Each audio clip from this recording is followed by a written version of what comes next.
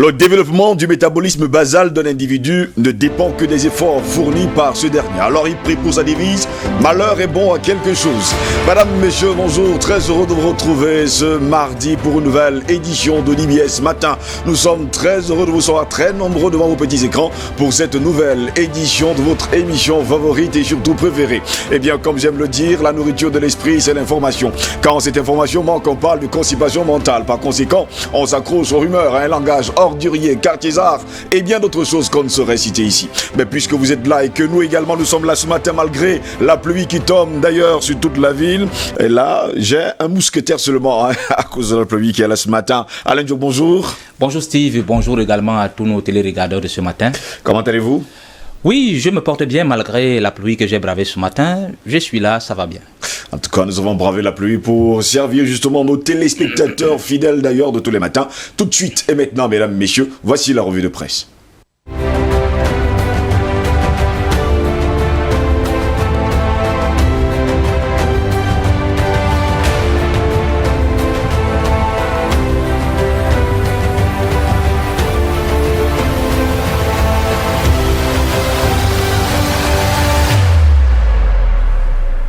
Commençons par la revue de presse avec justement Cameroun Tribune qui évoque les négociations avec les sécessionnistes et la mise au point du gouvernement. Dans un communiqué signé hier par le ministre de la Communication René Emmanuel Sadi, relève que l'information qui circule justement sur les réseaux sociaux n'est pas conforme à la réalité et réaffirme justement les dispositions du gouvernement en faveur des solutions pacifiques à la crise dans les régions du Nord-Ouest et du Sud-Ouest, nous dit le journal. Concernant la reconstruction du Nord-Ouest et du Sud-Ouest, le quotidien Le Messager indique que Paul Tazon est en mission kamikaze. Alors que les armes continuent de crépiter là-bas de ce côté, le ministre délégué auprès du ministre de l'économie vient d'engager justement la reconstruction du Nord-Ouest et du Sud-Ouest, marquée par 3 ans de guerre, nous dit le journal Le Messager de Jean-François Chanon de ce jour. Le quotidien Le Jour évoque l'enquête sur les attentats de Yaoundé à sa grande une. Selon le journal, une explosion a été annoncée au lieu dit rond-point Damas après d'autres quelques jours plus tôt. Mais des interrogations fortes s'imposent, nous dit le journal Le Jour. Le quotidien Mutation présente justement les communautés et les tranches du vivre ensemble. En effet, nos confrères de Mutation évoquent comment l'intégration nationale se vit au Cameroun, loin justement des clichés des réseaux sociaux. Le journal essentiel du Cameroun revient sur le personnel médical et l'ordonnance de Paul Biya. 2 décrets, l'un du chef de l'État et l'autre du Premier ministre prorogeant l'âge du départ à la retraite du personnel de santé. Il s'agit d'une reconnaissance du chef de l'État à leur engagement au travail et de manière générale, le débat sur l'harmonisation de l'âge du départ en retraite et l'ensemble du personnel de l'État devient indispensable avec justement pour finalité de réparer les injustices, sources de frustration, nous dit le journal essentiel du Cameroun de ce jour. Le quotidien de l'économie parle de financement et la méthode du gouvernement pour achever les projets structurants en cours. Le sujet était donc à l'ordre du jour au cours du conseil de cabinet spécial qui a eu lieu donc le 2 juillet 2020 du côté de Yaoundé. Et puis concernant la santé numérique, le journal nous dit que Arthur Zan met sur pied un système de production oxygène médical connecté, nous dit donc le journal.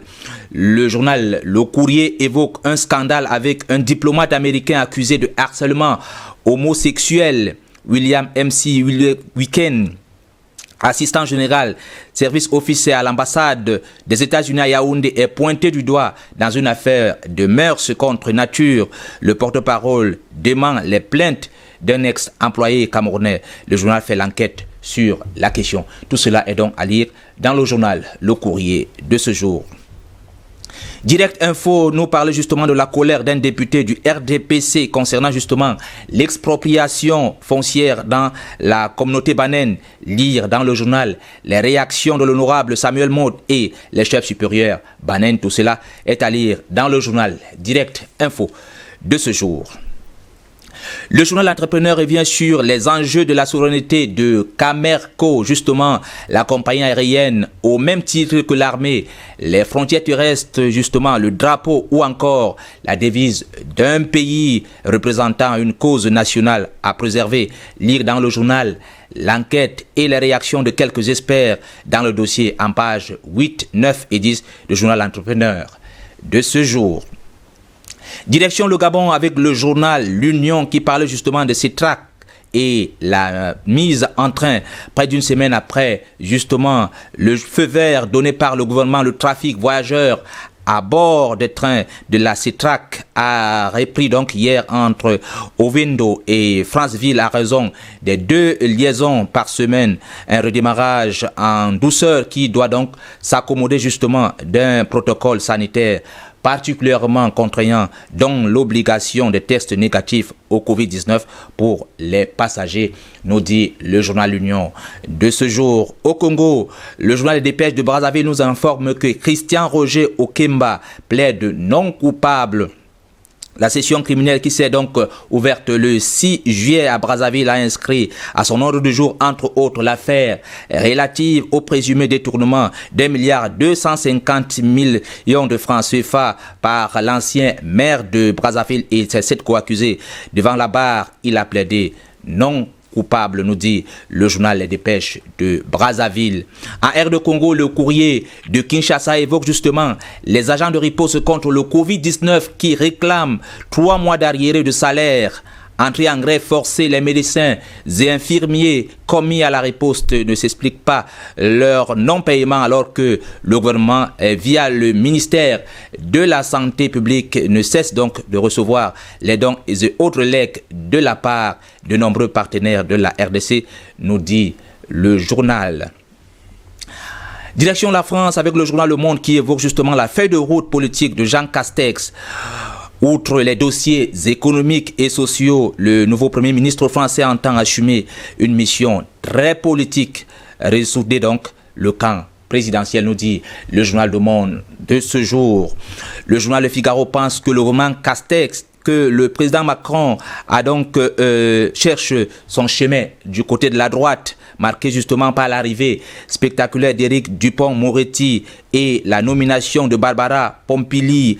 La nouvelle équipe laisse donc peu de place aux marcheurs. Gérard Darmanin et Bruno Le Maire en sont les 2 piliers justement politiques, nous dit le journal Le Figaro de ce jour. Terminons par le quotidien sportif, l'équipe qui parlait justement de transfert en football avec Eduardo Camavinga qui sera l'acteur principal du feuilleton particulièrement attendu cet été si le Stade Rennais espère disputer la Ligue des Champions avec son jeune prodige. Plusieurs grands d'Europe sont à l'affût. Le Real Madrid en tête. Il était une fois dans l'Ouest, nous dit le journal L'équipe de ce matin. Voilà Steve, les différents sujets traités par la presse ce matin.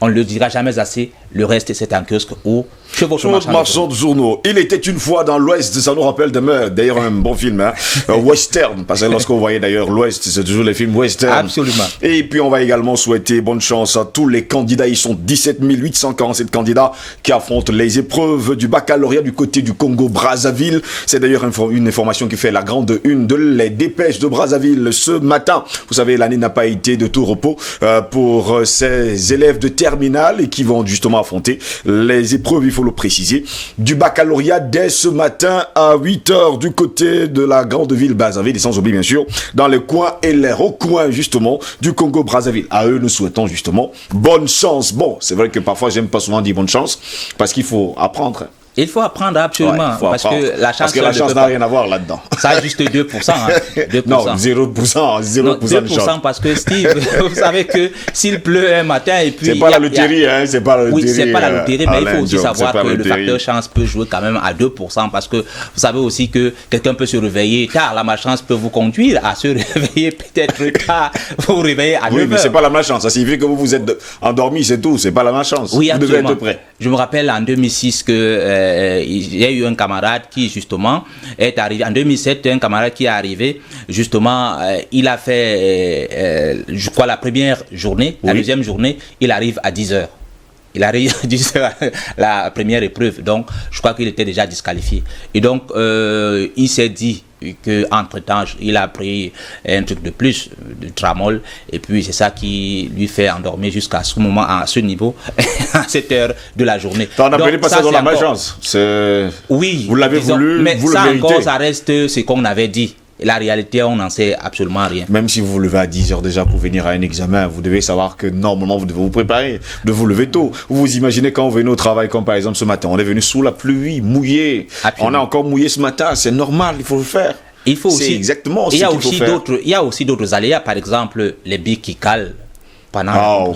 Vous n'avez pas, pas amené un seul stylo. Même si vous en avez deux, ça peut arriver, Steve. Que les deux stylos vous plantent. Oui, oui. Bon, en tout cas, ça le gars qui est là, qui a donné contrôler, il peut vous prêter un stylo en attendant. Oui, mais entre-temps, ça déstabilise un peu. Bon, on vous comprend. Je vais revenir sur une information qui est passée d'ailleurs à la grande une d'un de vos journaux, que vous avez choisi d'ailleurs ce matin. Un diplomate américain accusé de harcèlement homosexuel. Oui, je crois que si ça vient de l'ambassade des États-Unis, pour moi, c'est pas une surprise, parce que vous savez que de ce côté-là, justement, on a légalisé l'homosexualité. Pas dans tous les États américains. Pas dans tous les États, mais je pense que la majorité des États, quand même, ils ont légalisé l'homosexualité. Et donc, venant de cette représentation diplomatique, je pense que même si le gouvernement aujourd'hui peut sortir pour démentir ce que le Camerounais est en train de dire ou ce que le Camerounais a eu comme justement harcèlement sexuel, je pense que il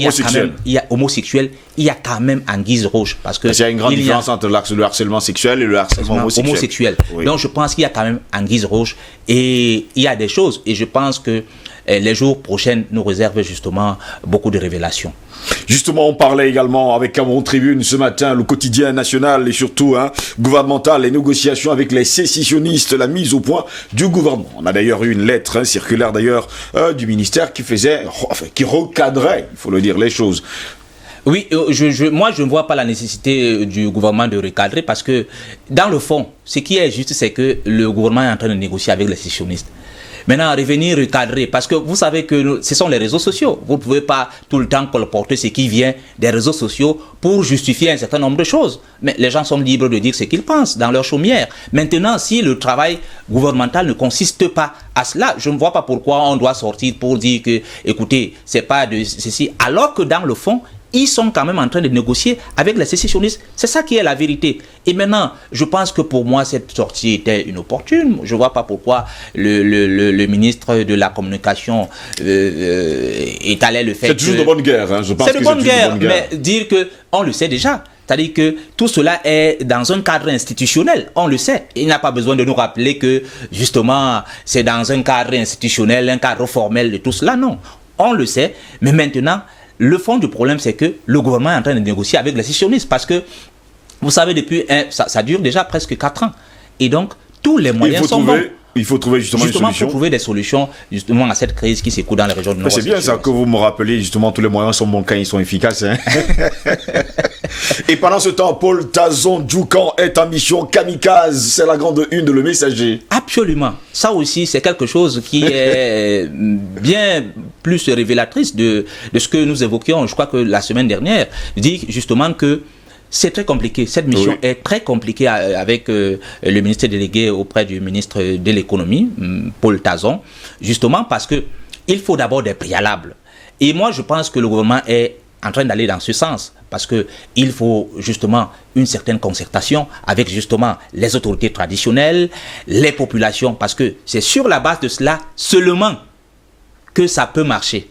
À partir du moment où il y a encore certains réclamations du genre, il faut d'abord évacuer justement les militaires pour que, je pense que c'est ça, tout cela nous porte à croire que c'est pas de bon augure. En tout cas pour nous, pour l'instant, il faut d'abord la paix avant, il faut le préciser, la paix. La construction justement des régions du Nord-Ouest et du Sud-Ouest. C'est un préalable nécessaire.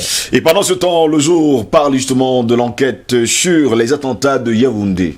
Oui, actuellement, depuis la semaine dernière également, il y a, je crois que c'est troisième explosion du côté de Yaoundé. Et cette fois, le journal parle de Damas, un quartier de Yaoundé, Damas que tout le monde connaît, que justement, il y a des... C'est pas tout le monde qui connaît.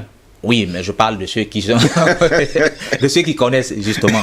Et donc le journal précise que il y a quand même beaucoup de questions à se poser, parce que 3 fois quand même dans la capitale politique du Cameroun, là où le siège des institutions de la République, je crois que il faut quand même se poser beaucoup de questions.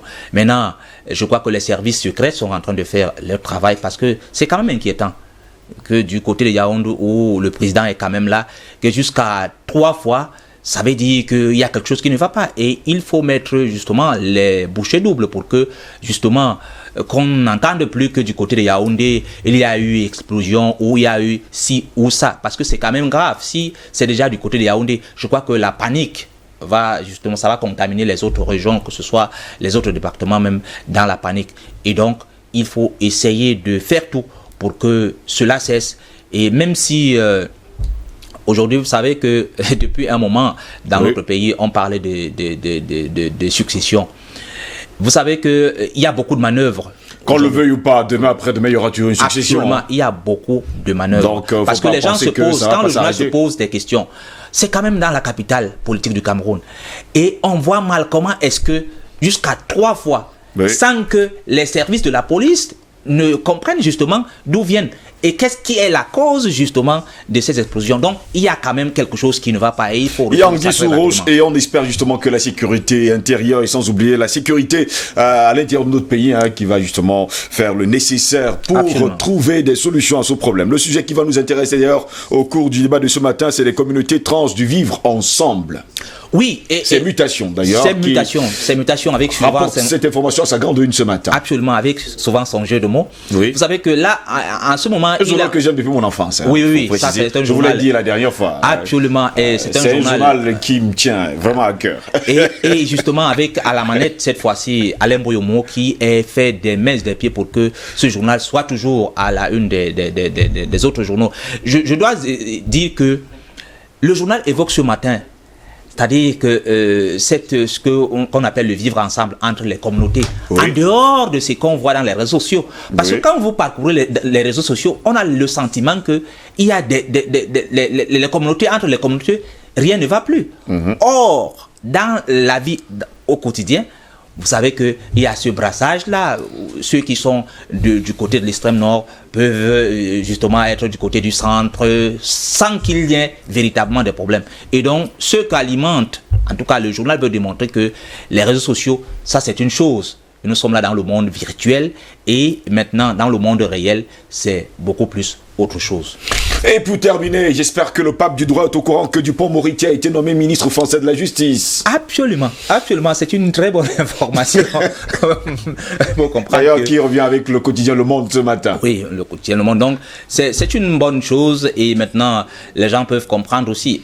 Et j'ai aimé quand Moretti était au Cameroun qu'il disait que quelqu'un qu'on appelle pour justement une affaire qui concerne le droit et qui commence à mener certaines actions beaucoup plus politiques que le droit. Donc lui-même, il a vu en avance que c'était un dossier perdu d'avance et il voulait justement mener d'autres actions.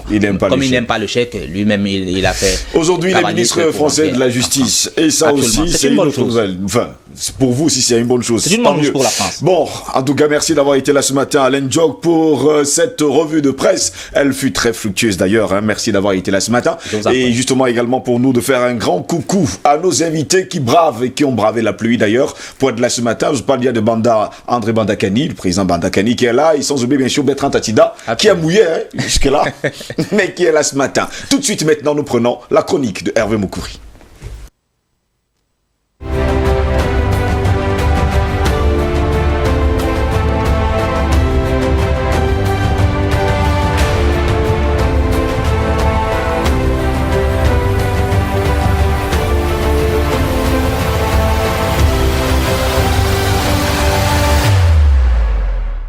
Bonjour. Bonjour Steve. Il pleut dans la ville, j'espère qu'il ne pleut pas dans votre cœur. Là, c'est vraiment une véritable tornade. Oui, il ne pleut pas dans votre cœur. Après, la météo l'a annoncé hier, hein, il devait pleuvoir aujourd'hui, il fallait s'y attendre de toute façon. Une si grosse pluie. Oh, oui, intense. Elle est vraiment intense. Hein? Et là, c'est dans presque toute la région. Vous me voyez là? Ah oui, c'est tout le monde qui est trempé, vous avez parlé tout à l'heure. Là, vous avez vu Pétain Tatida, il est trempé. Hein? Là, il a bravé la pluie pour être là ce matin. On lui doit une fière chandelle, franchement. Bon, il mérite d'ailleurs une tasse de thé. Avec le président Madakani. Parce qu'il faut le faire. Une belle tasse de thé, hein, il faut préciser que, bon, déjà... Pas seulement peut-être un gros cadeau à ça. Eh bien, Hervé Moukouri, vous êtes là ce matin, malgré le démenti du gouvernement camerounais dans un communiqué hier, vous revenez ce jour dans votre chronique sur le rôle essentiel que devrait jouer, si jamais il y aura négociation, le leader Sissoko Ayuk Tabé. J'avoue que j'ai beaucoup hésité depuis hier à écrire cette chronique, parce que c'est en fait hier que je devais la rendre. Mais entre vraiment ces informations qui étaient un peu... à gauche et à droite. Vraiment, j'ai hésité. Néanmoins, j'ai tenu... Mêlé de fake news. En plus, j'ai tout de même tenu à la rendre, n'est-ce pas, ce matin. Après 4 ans de blocage et de tergiversation, le gouvernement opposé à toute rencontre avec les séparatistes aurait donc décidé de prendre langue avec les sécessionnistes anglophones. Le 2 juillet dernier, l'une des têtes de proue du mouvement séparatiste, Sissoko Ayuk Tabé et 8 autres séparatistes, auraient donc rencontré secrètement des émissaires envoyés par le chef de l'État, Paul Biya, pour un cessez-le-feu. Si pour certains, ce n'est pas la première fois que les deux parties se rencontrent, ça se joue depuis quelque temps, celle du 2 juillet a tout de même une particularité. Elle a été rendue publique par le leader de l'État fantôme qu'est l'Ambazoni, Sissoko Ayuk Tabé, actuellement en prison du côté de Yaoundé. Dans un message adressé aussi, le leader les rassure en leur faisant comprendre qu'ils poursuivront les leaders séparatistes, leur engagement jusqu'au bout et n'entendent pas céder le moindre bout de leurs revendications, à savoir l'amnistie pour tous les prisonniers anglophones, le retrait des forces armées dans les régions du nord-ouest et du sud-ouest, négociations à l'étranger et enfin une déclaration officielle par le président de la République, Paul Biya, à Mondovision, d'un cessez-le-feu. Sissoko Ayuk Tabé, qu'on dit prendre part à ces négociations en position de faiblesse, parce qu'en séjour depuis 2 ans à la prison centrale de Yaoundé, a tenu tout de même à exprimer sa détermination ferme à ne guère fléchir.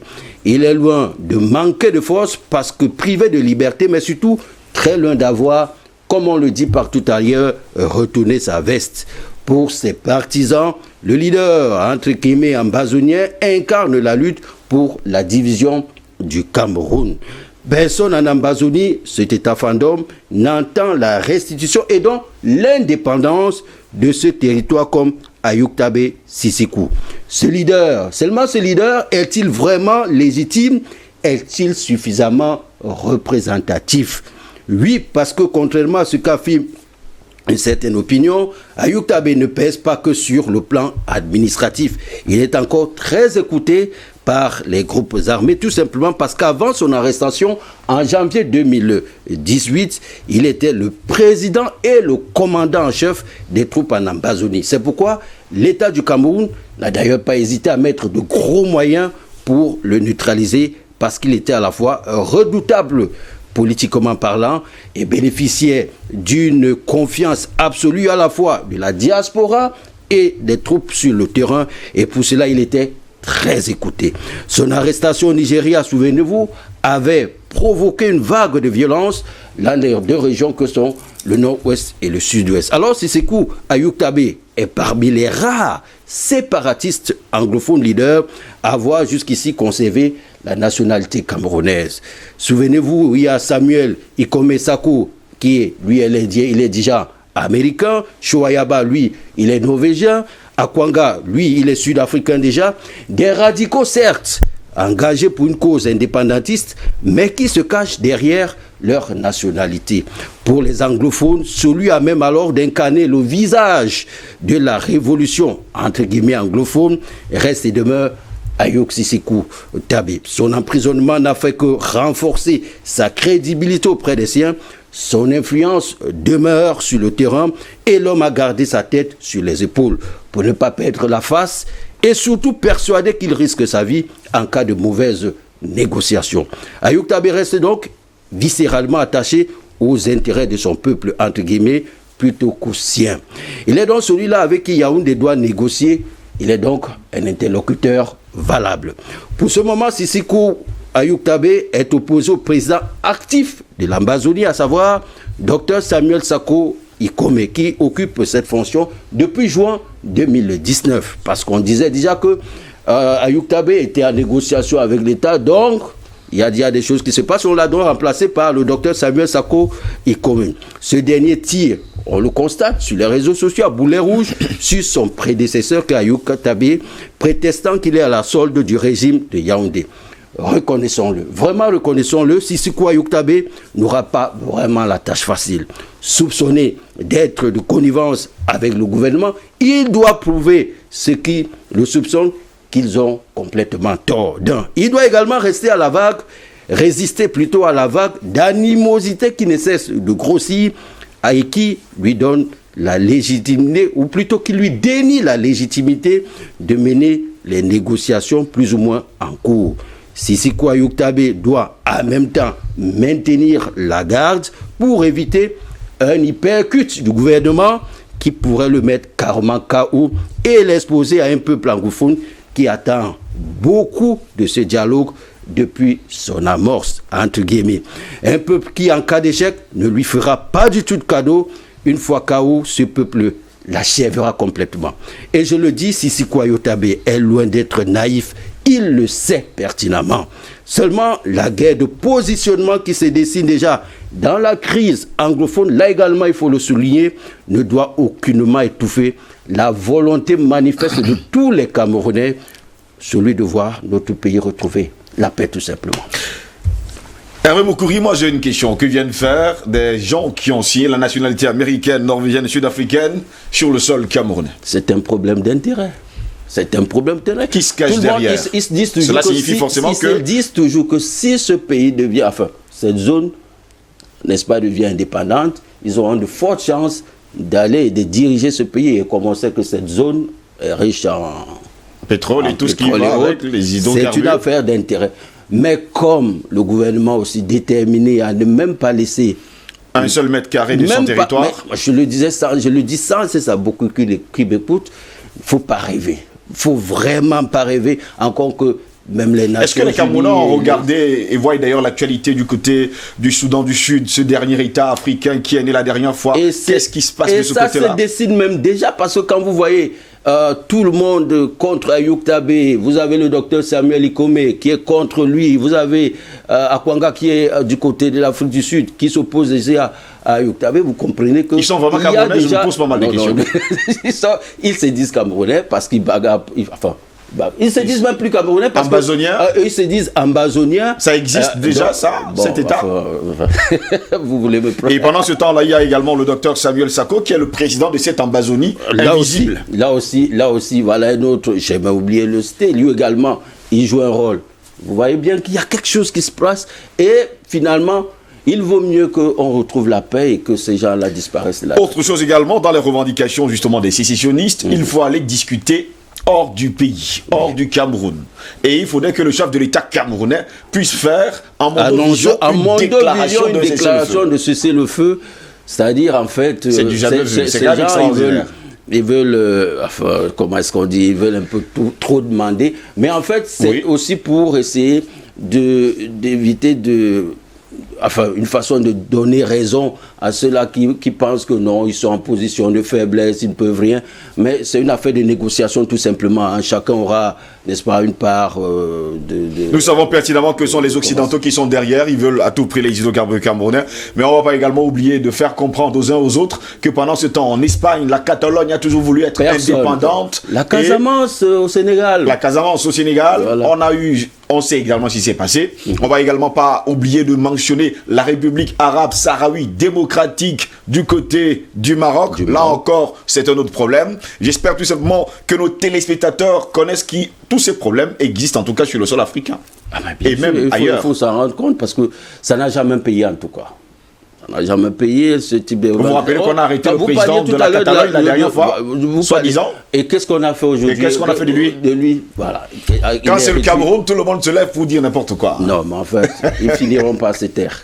Merci beaucoup Hervé Moukori d'avoir été là ce matin pour cette belle chronique. Merci. En vous souhaitant justement bonne journée. Et on espère bien sûr que vous allez vous mettre au saut après cette paix de vos invités sont là ce matin. Président Badakani, bonjour. Bonjour mon cher Jocelyn Gros, bonjour à vos techniciens, bonjour à tous ceux qui sont scrutés sur DBS, une chaîne qui monte,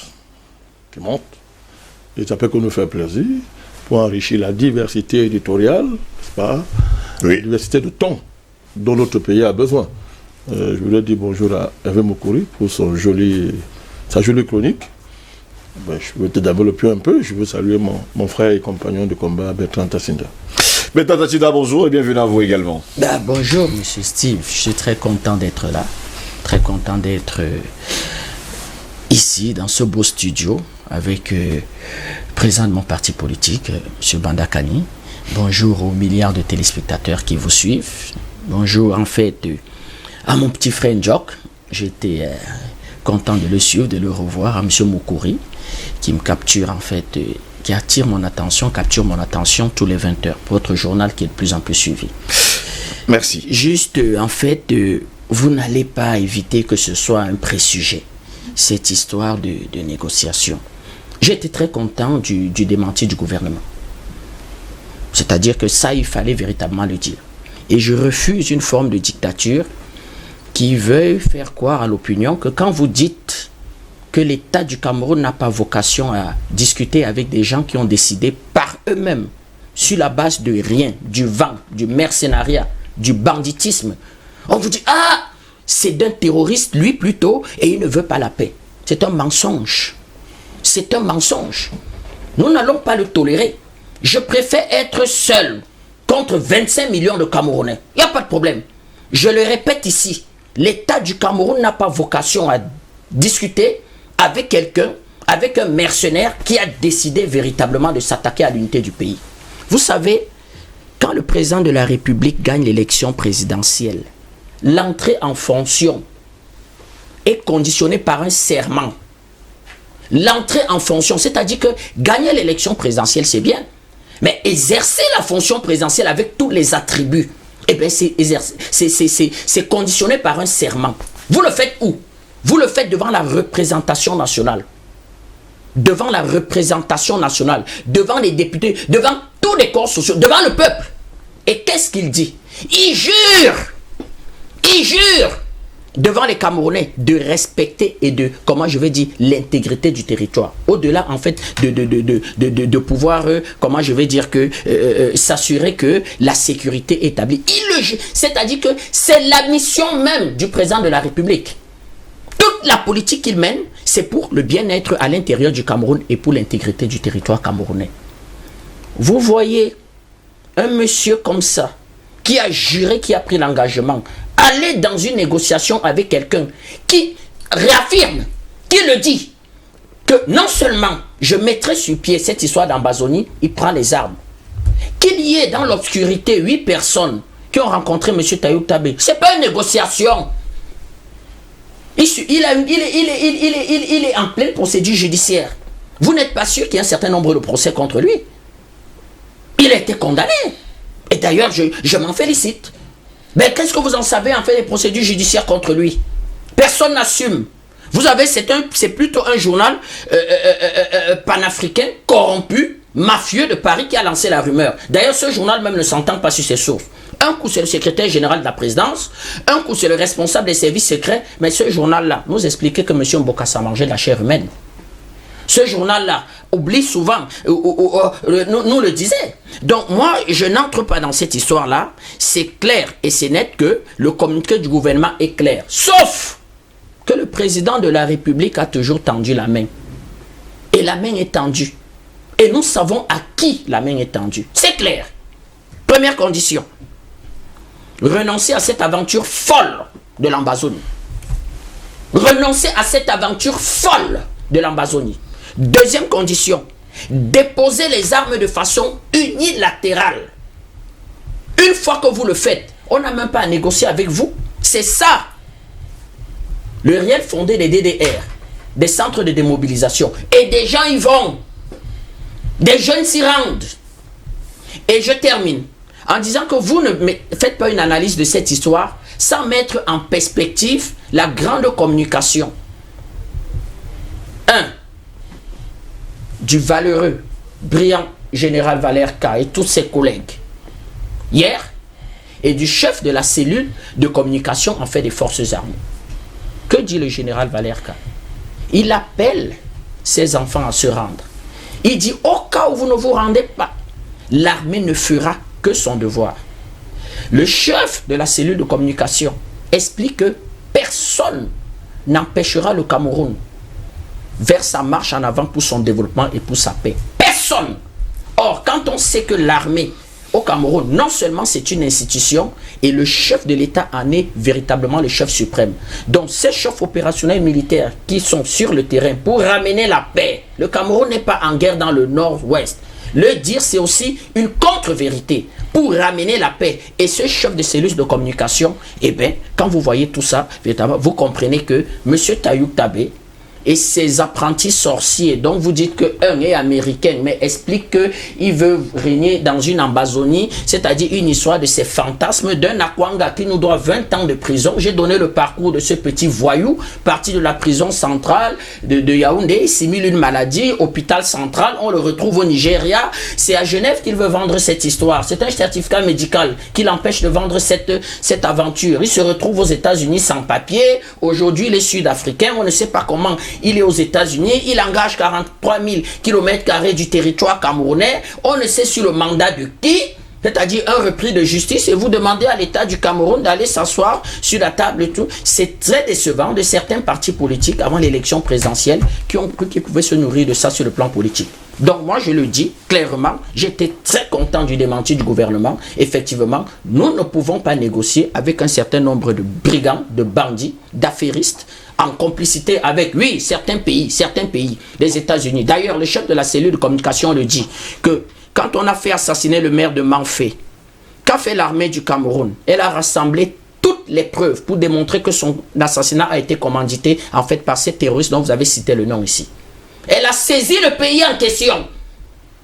Parce qu'ils ont dit, on ne va pas s'arrêter à l'assassinat du maire de Manfé. Nous allons faire assassiner tout le conseil municipal. Elle a saisi le pays en question. Elle a mis tous les éléments, les preuves, la localisation où se trouvent ces gens. Il dit jusqu'à aujourd'hui, rien n'a été fait. Et il va déclarer, c'est clair pour l'État du Cameroun. Qu'est-ce que vous voulez donc aujourd'hui? Que ce soit ces gens-là. Je veux revenir même sur la déclaration inacceptable de l'ONU.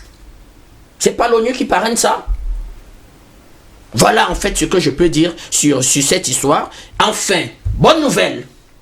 L'arrestation de 2 assassins présumés de Mme Ayafor. Nous sommes très contents. L'armée du Cameroun a dit que d'autres suivront. Et j'avais personnellement, moi, imploré le chef de l'État sur un plateau de télévision. Et dit, patriarche, il faut donner des instructions spéciales pour faire arrêter cela. Autrement dit, plus aucune femme ne se trouve en sécurité au Cameroun, même pas la vôtre, notre première dame que nous aimons et que nous chérirons. 2 ont été pris. Ce n'est qu'une histoire de jours. D'autres suivront. Nous sommes très contents pour cette nouvelle. Enfin, les examens et concours. Il n'y aura pas d'année blanche au Cameroun. Les enfants ont commencé en fait à aller à l'école. Et parmi tous ces milliers d'enfants, millions d'enfants qui vont à l'école, on n'a pas un cas d'enfants atteints du coronavirus. Justement, c'est une bonne nouvelle. Oui, le président Badakane a également besoin de dire quelque chose. Est-ce que c'est l'actualité? Allez-y, avant que nous n'entrions justement dans le débat. À la suite de Bertrand Tassinda, je voudrais repréciser 2 ou 3 choses. Le NMP a soutenu le président Biya pendant l'élection présidentielle à cause des enjeux d'éclatement du Cameroun. Nous avons risqué nos vies. Nous avons risqué la réputation de notre parti pour l'intérêt supérieur de ce pays. En disant au président, nous ne pouvons pas accepter l'éclatement du Cameroun. Nous ne pouvons pas accepter que des chefs de gangs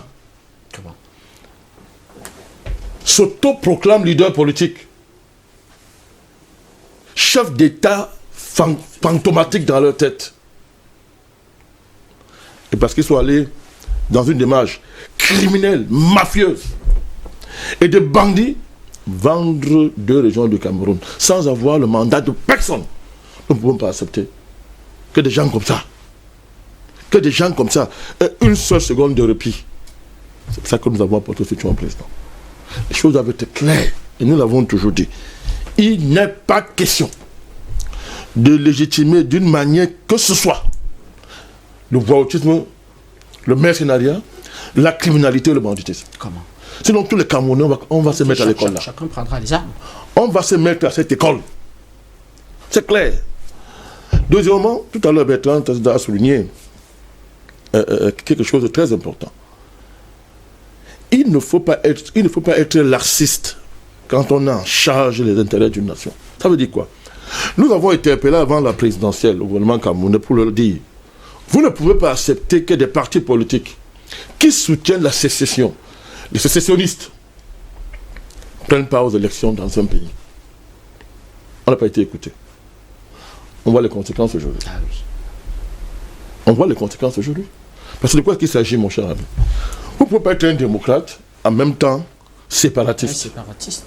On va dire non, nous ne sommes pas sécessionnistes, nous faisons ça parce que nous voulons la négociation. Vous voulez quelle négociation? Quand vous reprenez à votre compte les mêmes thèses que les sécessionnistes, c'est-à-dire vous reprenez à votre compte les mêmes thèses que les sécessionnistes, vous dites que non, on fait ça pour les obliger à négocier. Mais on joue avec quoi? De quoi est-ce qu'on parle de quoi? Vous avez vu ça dans quel pays au monde? C'est-à-dire où des gens sont démocrates, oui, prétendent-ils, ils sont comme démocrates, sauf que le monde a le même sens pour tout le monde, sont démocrates, en même temps, ils portent des causes séparatistes. Ils les portent. En fait, le but, c'est quoi? En fait, quel est le jeu? Le jeu, c'est que ils sont portés par les mêmes parrains. Pour le cas du Cameroun, on sait très bien que c'est un lobby démocrate américain qui est derrière ces voyous. Et les partis politiques qui les soutiennent sont aussi parrainés par ces lobbies-là. Donc, en fait, le débat, c'est quoi? C'est que entre les sécessionnistes et ce parti politique que tout le monde connaît, je ne ferai pas publicité gratuite sur votre plateau, c'est que c'est une bataille de leadership. En fait, toi, vous les sécessionnistes, vous devez être simplement une masse de manœuvres, une masse de chantage pour que nous, on prenne le pouvoir.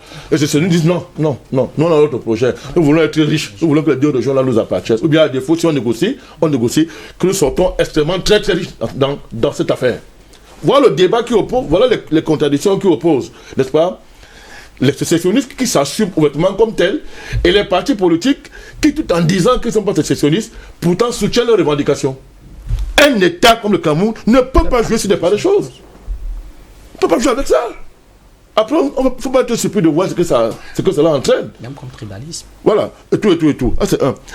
Et ça pose un problème, c'est la consistance de nos hommes politiques. Monsieur Jocelyn, est-ce qu'un homme politique sérieux dans ce pays, qui prétend un jour diriger ce pays, peut avoir de tels comportements? Ce pays a une armée.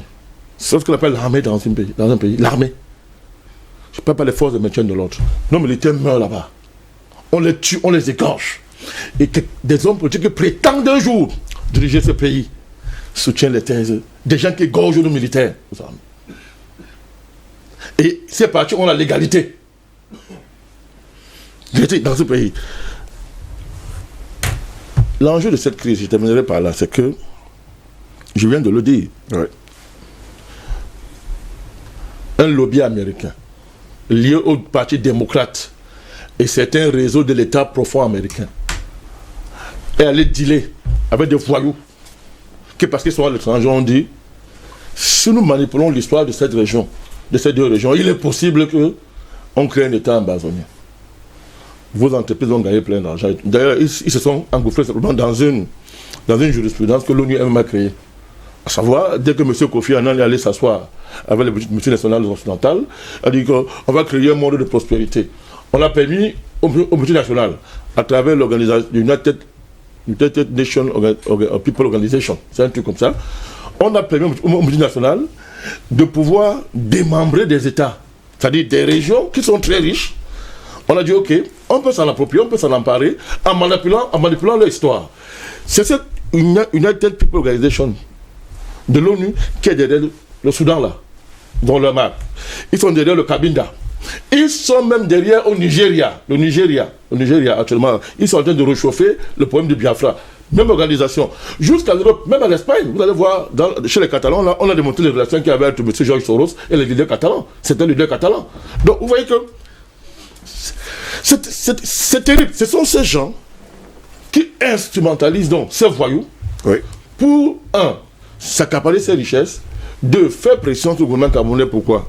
Les Américains, depuis plus de 30 ans, il faut le rappeler aux gens, veulent une base militaire au Cameroun. Parce que la base, le sud Cameroun, à partir du golfe de Guinée, est d'une importance stratégique pour l'armée américaine. Elle veut à tout prix une base militaire. Le président Biya dit tout dit, niet. Deuxièmement, il y a l'enjeu de Bakassi. Les négociations, n'est-ce pas, je suis pas entré dans le secret d'État, les négociations ont permis, n'est-ce pas, le gentleman agreement entre tout le quartet des pays du quartet qui ont soutenu le Cameroun dans la récupération de son territoire. Le Cameroun a fait des concessions normales, légitimes, légales, qui ont sauvegardé notre intérêt, l'intérêt supérieur du pays. Mais les Américains veulent plus. Ils veulent plus. Je suis pas entré dans le secret d'État. Les gens nous écoutent, nous sommes les hommes d'État.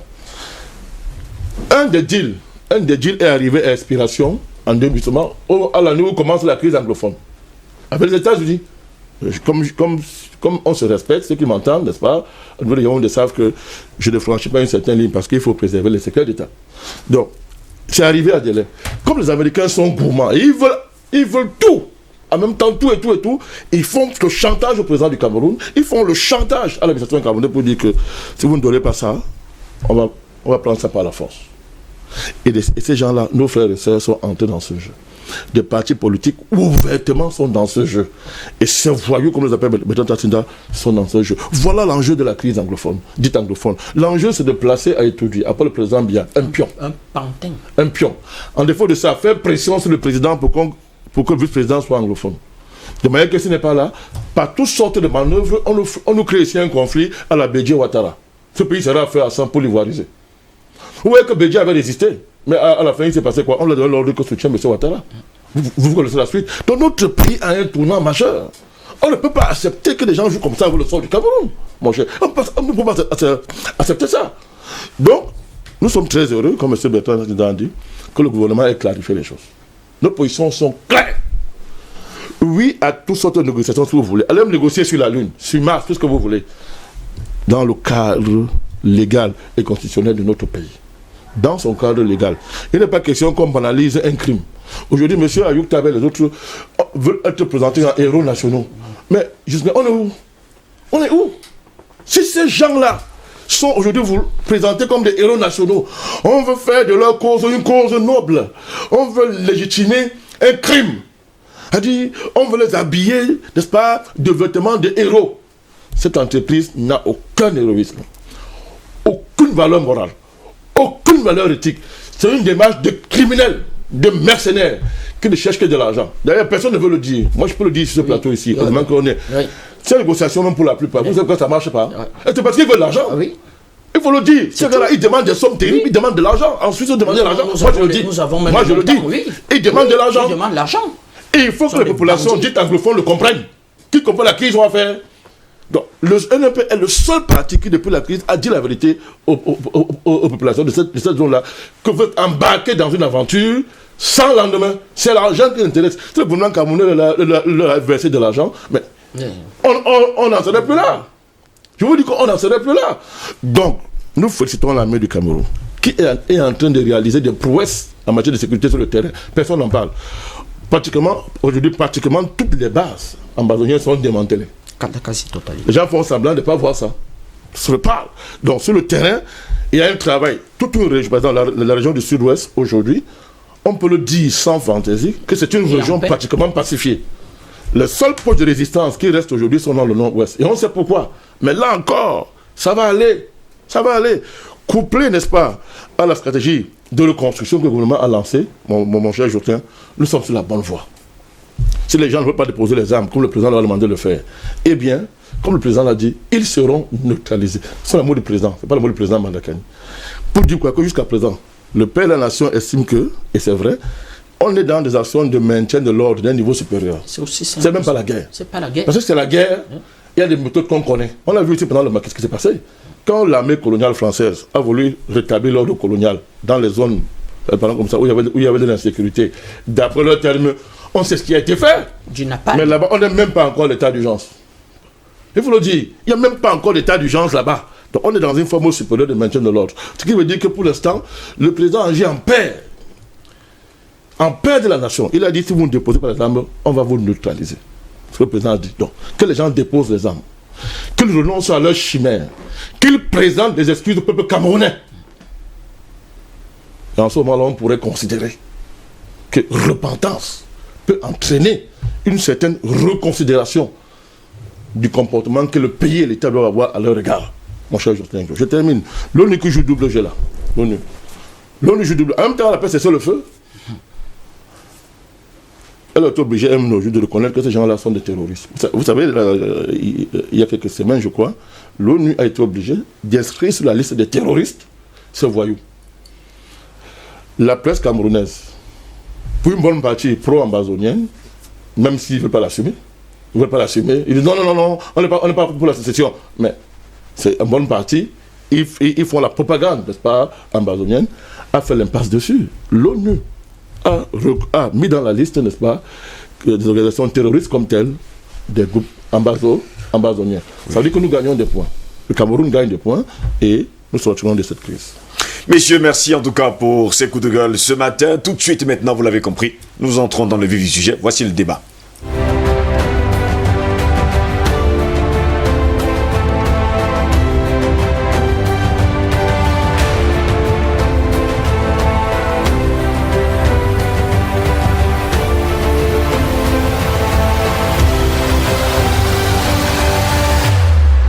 Et c'est la même chose, hein, on prend les mêmes et puis on recommence. Montée fulgurante du tribalisme communautaire au Cameroun, une dangereuse équation. En tout cas, c'est notre problématique de ce matin.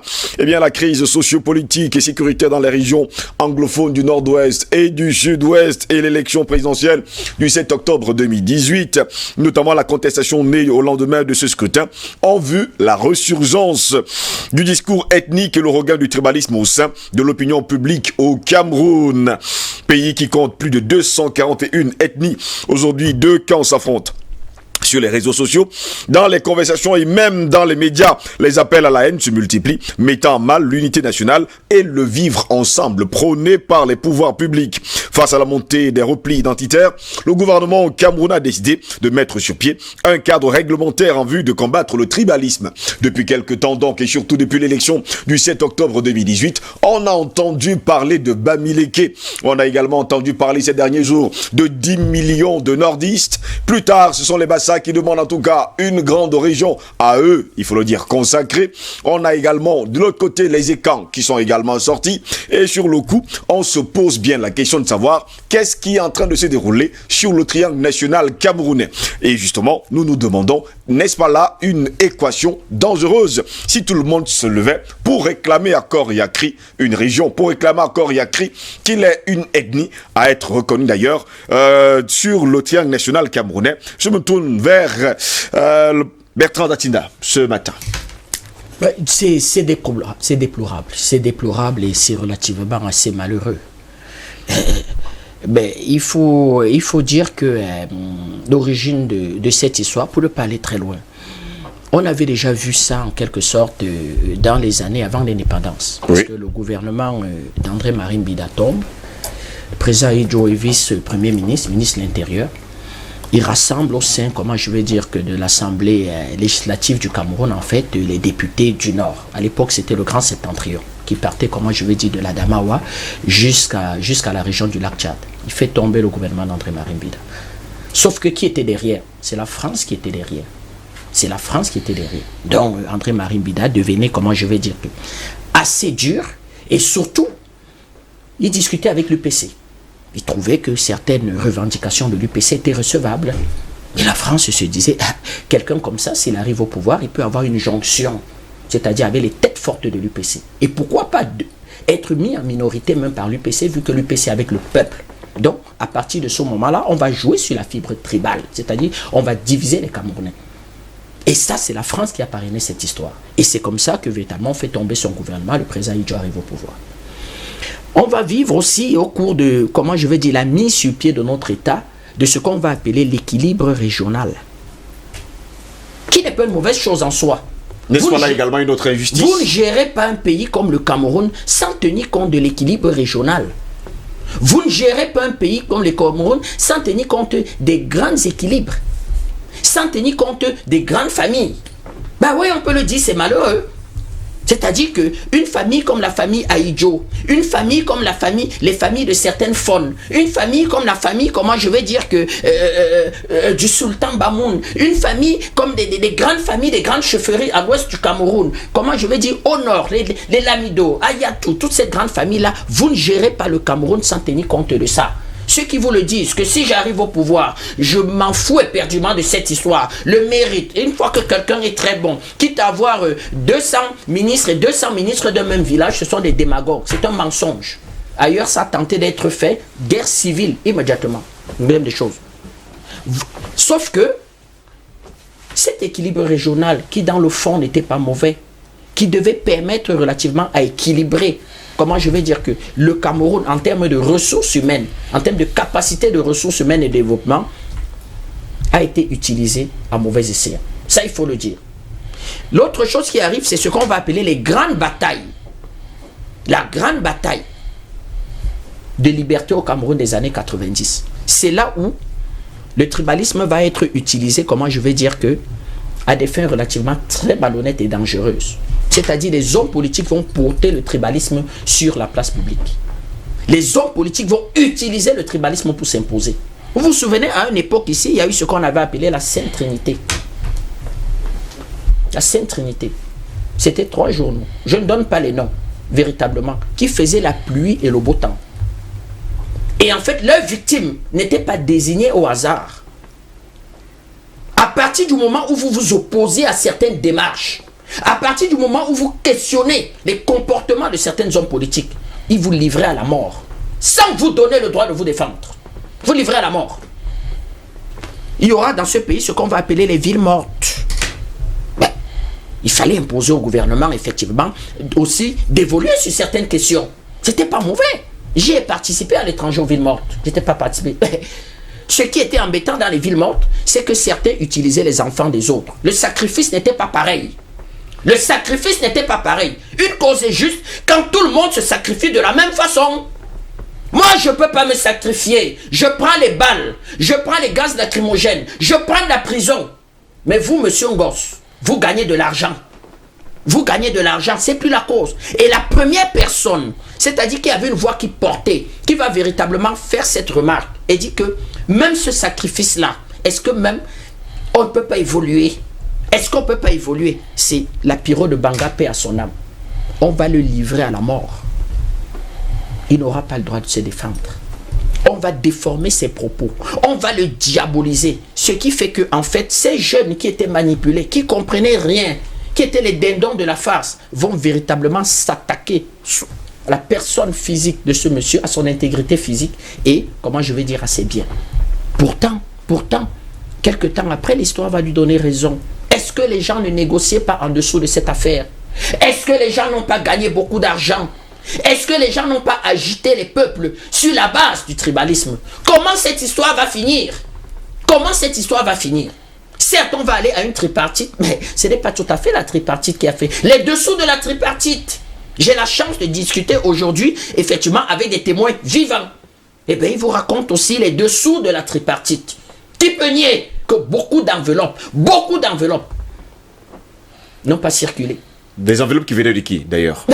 Des enveloppes qui venaient véritablement, en fait, du pouvoir dominant, qui avait besoin, en fait, de domestiquer cette contestation légitime. On ne pouvait plus continuer à évoluer comme ça, où les Camerounais ne pouvaient pas s'exprimer. D'ailleurs, c'est la raison pour laquelle moi, dans mon engagement politique, jamais je vais avoir un propos déplacé aux aînés, en fait, qui se sont battus avant moi sur le plan politique dans ce pays. Jamais je vais avoir un propos déplacé. C'est-à-dire qu'on peut être en désaccord sur le plan politique, et j'ai beaucoup de désaccords avec certains, mais j'ai du respect pour eux. C'était pas évident. Je peux dire que moi j'étais un privilégié parce que j'étais ailleurs, je vivais tranquillement, je faisais mes petites études tranquillement, pendant que véritablement des enfants se sacrifiaient ici et des hommes politiques se sacrifiaient. Mais derrière ça, il y avait des cupides. Et c'est pour ça aussi que ce qu'on va appeler l'union pour le changement, la coordination, qui était partie d'une bonne idée, et donc dans laquelle les UP6 vont jouer un rôle majeur et tout, n'a pas très bien marché. Parce qu'entre eux, effectivement, ils vont se doubler. Pourquoi? D'ailleurs, conséquence de ça, le peuple donnera la majorité à cette opposition-là. Comment ils vont gérer cette majorité? Comment ils vont gérer ce gain? Justement. Ils avaient qu'à faire une déclaration de politique générale et dire au président Biya, voilà le nom de ton premier ministre. Aussi simple, c'est-à-dire que aller même à Commando Bar, on leur refusait toutes les salles. Ils allaient s'asseoir à Commando Bar. Ils faisaient une déclaration de politique et dire à M. Biya, voilà le nom du premier ministre. Le président Lappelé n'avait pas d'autre choix que de nommer ce premier ministre. Comment ça va finir? Et enfin, comme le président Banakani l'a dit, vous ne parlez à cause pas, du tribalisme vous ne qu'ils sont gérez séparés. pas, vous ne gérez pas. C'est à cause de cela. Je vais l'expliquer. Je veux l'expliquer, c'est-à-dire que un tribaliste mercantile, vous comprenez pas ma demande? C'est un tribaliste mercantile. Je vous ai parlé de la Sainte Trinité, qui au sein de cette union pour le changement, véritablement, en fait, travaillait pour certains acteurs. Et c'était pas gratuit. Que ce soit en quelque sorte les patrons de ce qu'on appelait les patrons de cette Sainte Trinité et que ce soit certains acteurs à l'intérieur véritablement de cet ensemble-là. Et enfin, véritablement pour passer la parole au président Banakani, en fait la dernière élection est l'enjeu de la crise anglophone. L'enjeu en fait de cette histoire de crise anglophone. Vous ne voyez pas qu'à la dernière élection présidentielle, effectivement, il y a eu des partis qui ont pas été sérieux et qui, eux, pour mobiliser, au-delà de vouloir en fait se nourrir en fait de cette crise pour mobiliser, ont utilisé la fibre tribale. Oui. Vous ne pouvez pas être un parti politique, vous accoquiner de tous les mercenaires et de tous les discours. Sur NNP, un certain nombre de personnes tiennent un certain nombre de discours, je demanderai à ce qu'ils soient traduits devant les instances disciplinaires. Si on ne peut pas avoir la volonté de les virer du parti, de dire que sortez de cette cause, je risque au moins de tirer toutes les conséquences et de partir du parti. Vous ne pouvez pas. En politique, il y a des règles. Et puis vous avez, que ce soit dans la diaspora, que ce soit à l'intérieur du parti, on va voir un activiste aux États-Unis, il faut donner le nom de ce pays, aux États-Unis, effectivement, demander à chaque Bamileke de prendre sa machette contre les Boulous. On va voir cet activiste parler de l'armée du Cameroun en termes de milice Boulou. Et se réclamer, être proche d'un parti politique qui allait à l'élection présidentielle. C'est de ça que le président Banakani parlait. Quand il disait, est-ce qu'on peut aller à une élection présidentielle avec des partis politiques qui tiennent, ou bien avec un parti politique qui tient n'importe quel type de discours, ou qui accepte n'importe quel type de discours. Vous ne le faites pas en France, dans ces pays qui nous donnent des leçons. Et voilà comment sur la sphère politique, après cette élection, le comportement de certaines personnes. Je rappelle quand même que vous allez avoir pour la première fois dans l'histoire de ce pays, quelqu'un qui va se placer au-dessus de l'État et dit que votre constitution, là, je m'en fous, je l'emmerde. C'est moi l'État. Même au ciel, il y a une constitution que Dieu respecte. Même au ciel, il y a une constitution. Dieu dit, je suis Dieu, je suis l'hyper-puissant. Je respecte, ici au paradis, il y a des règles. Moi, Dieu, je respecte. Il va se placer au-dessus de la... Avec, je veux dire que cette kyrielle, comment je vais dire que d'activistes et de discours, c'est sérieux. Regardez ce que ça produit.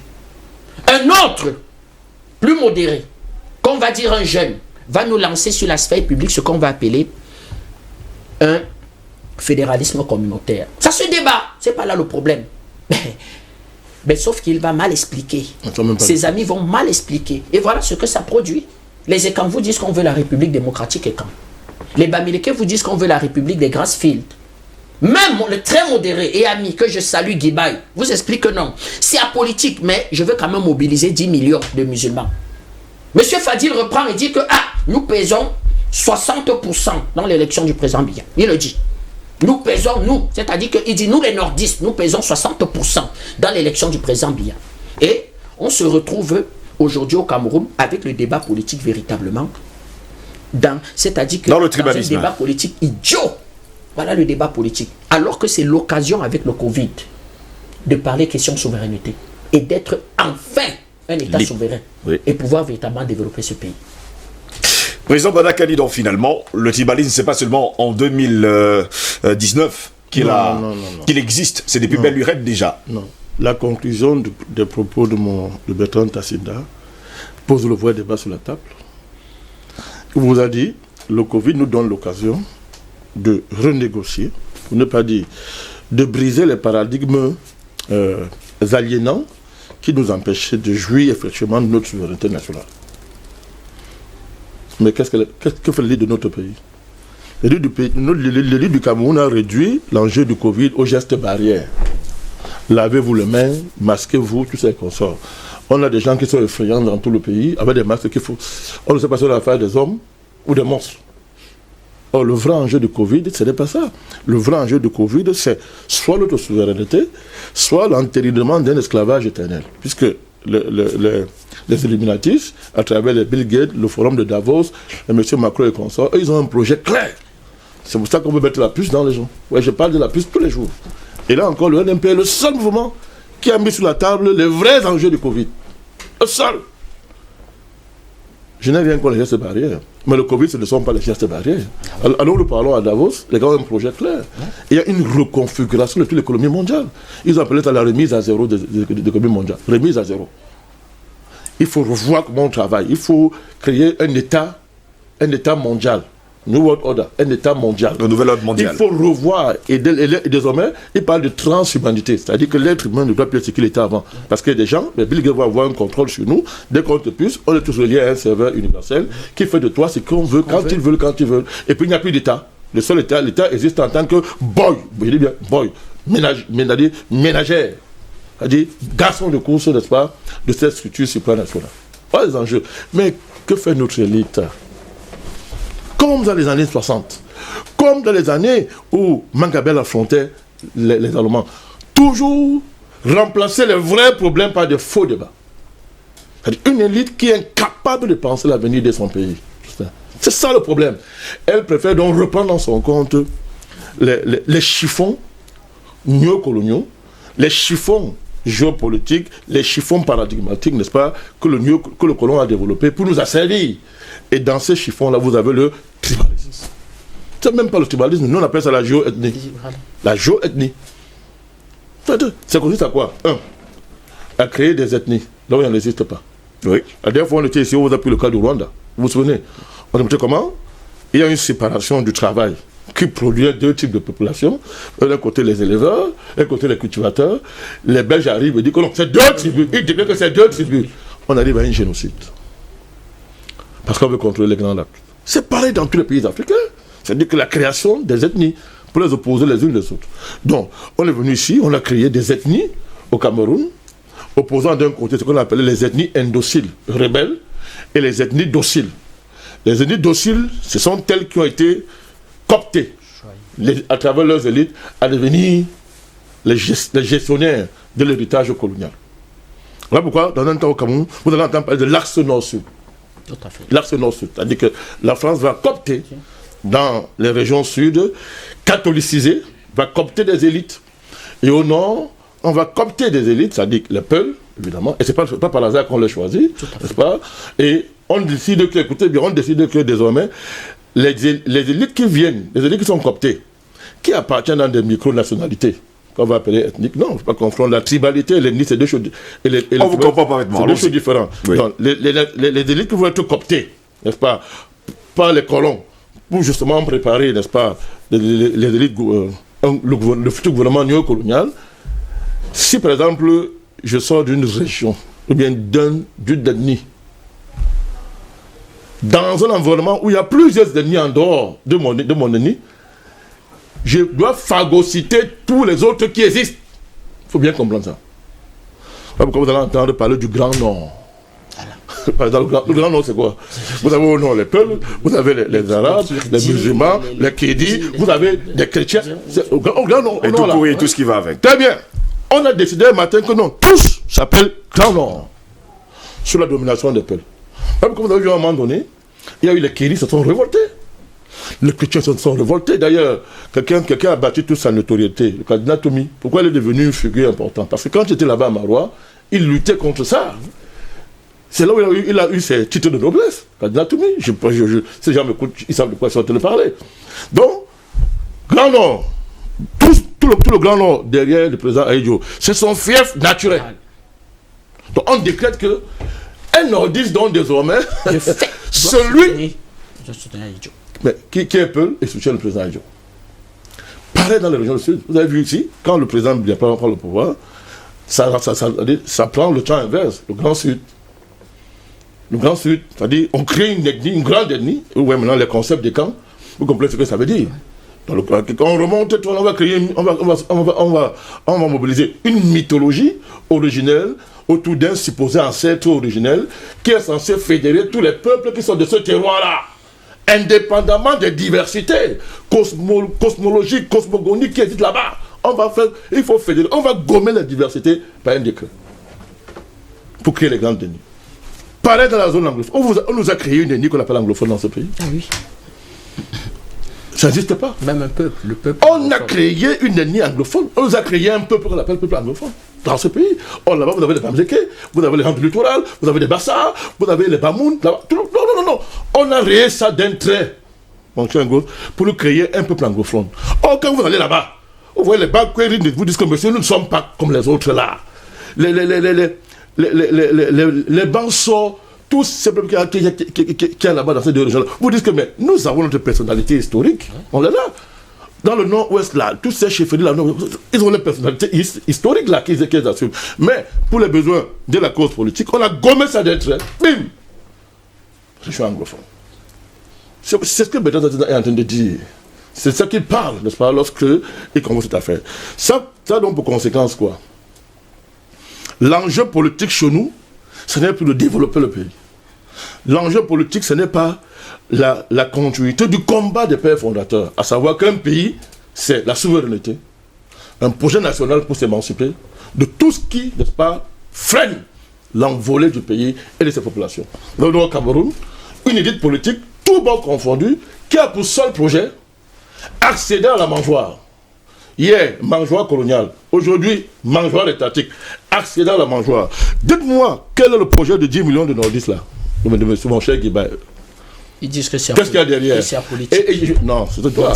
Guibaï Gattama, qui est également le directeur de publication de l'Œil du Sahel. Et pourquoi c'est monsieur Fadi qui reprend le flambeau? Il va entrer au gouvernement. Moi je dis c'est non, c'est clair. Il ne faut pas raconter des histoires. Il va entrer au gouvernement. N'est-ce pas des frustrations? Quelle frustration? C'est une famille frustrée. C'est la question que je pose. Qui est l'État marginalisé? Arrêtons ça. Ne faites pas chose comme ça. On ne peut pas dire ça. C'est comme ça qu'on a expliqué. Si c'est le cas, sur 100 Camerounais, si vous réfléchissez comme ça, vous avez 95 marginalisés. Bien sûr. Bon, à la fin, donc, personne ne marginalise personne. Il faut donc trouver le vrai problème. Il faut savoir pourquoi on les marginalisés. Mangabel avait réglé ça en déclarant la guerre aux Allemands. Vous n'allez pas prendre les terres de mon peuple. On lui a dit, viens, on lui donne tout ce que tu veux. Tu vas être un génie. Il a dit, non, je meurs pour mon peuple. Les matières pour Samba. Tous ces héros dans toutes les régions du pays qui ont affronté l'Allemagne étaient parce qu'ils avaient compris que le seul facteur de marginalisation, c'est l'occupation étrangère. C'est la confiscation de nos richesses par les colons étrangers. Ils avaient compris ça. Ils ont dit, on fédère, on dépasse l'ethnie, on dépasse tout ça. Parce que quand le colon vient, il ne connaît pas d'ethnie. Il écrase tout le monde. Tout le monde. Et il crée les ethnies pour diviser et opposer les uns les autres. Ils ont compris ça. Oumiobe est venu, il a théorisé ça à un niveau très élevé. Oumiobe a élevé la théorie politique dans ce pays à un niveau universel. Allez lire ce discours à l'ONU. Tous ceux qui ont écrit sur Oumiobe, y compris les Français qui l'ont tué, chacun reconnaît que c'était un génie. Tous, c'était un génie. Il a élevé cette théorie-là, la théorie politique, le patriotisme, le nationalisme et l'internationalisme révolutionnaire. C'est-à-dire qu'on dit patriotisme, ça ne veut pas dire que nous sommes des chauvins. Oui. C'est-à-dire que nous reprenons dans notre pays les combats que mènent tous les peuples du monde pour l'émancipation. C'est cela qu'il s'agit. Donc, Oumiobe a réglé cette affaire. Dites-moi, Jocelyn Goss, pourquoi les élites camerounaises, tout bon confondu, rejettent cette pensée politique? Ne se l'approprient pas pour développer les friperies tribalistes. Posez-vous la question. Vous allez voir autre chose que je veux souligner. Ces gens-là sont tribalistes, sont chauvins, tribalo-chauvins, lorsqu'il s'agit de partager, quand il est question du partage des ressources. Mais tous sont des mondialistes. Observez-les. Ils ont un puits au Cameroun, dans leur village. Ils ont un puits à l'étranger. Ils ont des maisons à l'étranger. Leurs enfants fréquentent dans les universités étrangères. Quand ils sont malades, ils vont se soigner où? On manipule les gens exprès. Mais regardez bien le comportement. Ouais, ils s'en fichent. Même la tribu là, c'est un marchepied pour elle. Ils s'en fichent de la tribu. C'est un marchepied pour les élites. Donc, on prend le chef en otage ici, on prend quelques titres à la chefferie, ça permet d'aller conquérir, n'est-ce pas, l'ex-remporteur, n'est-ce pas, dans l'appareil d'État. Donc,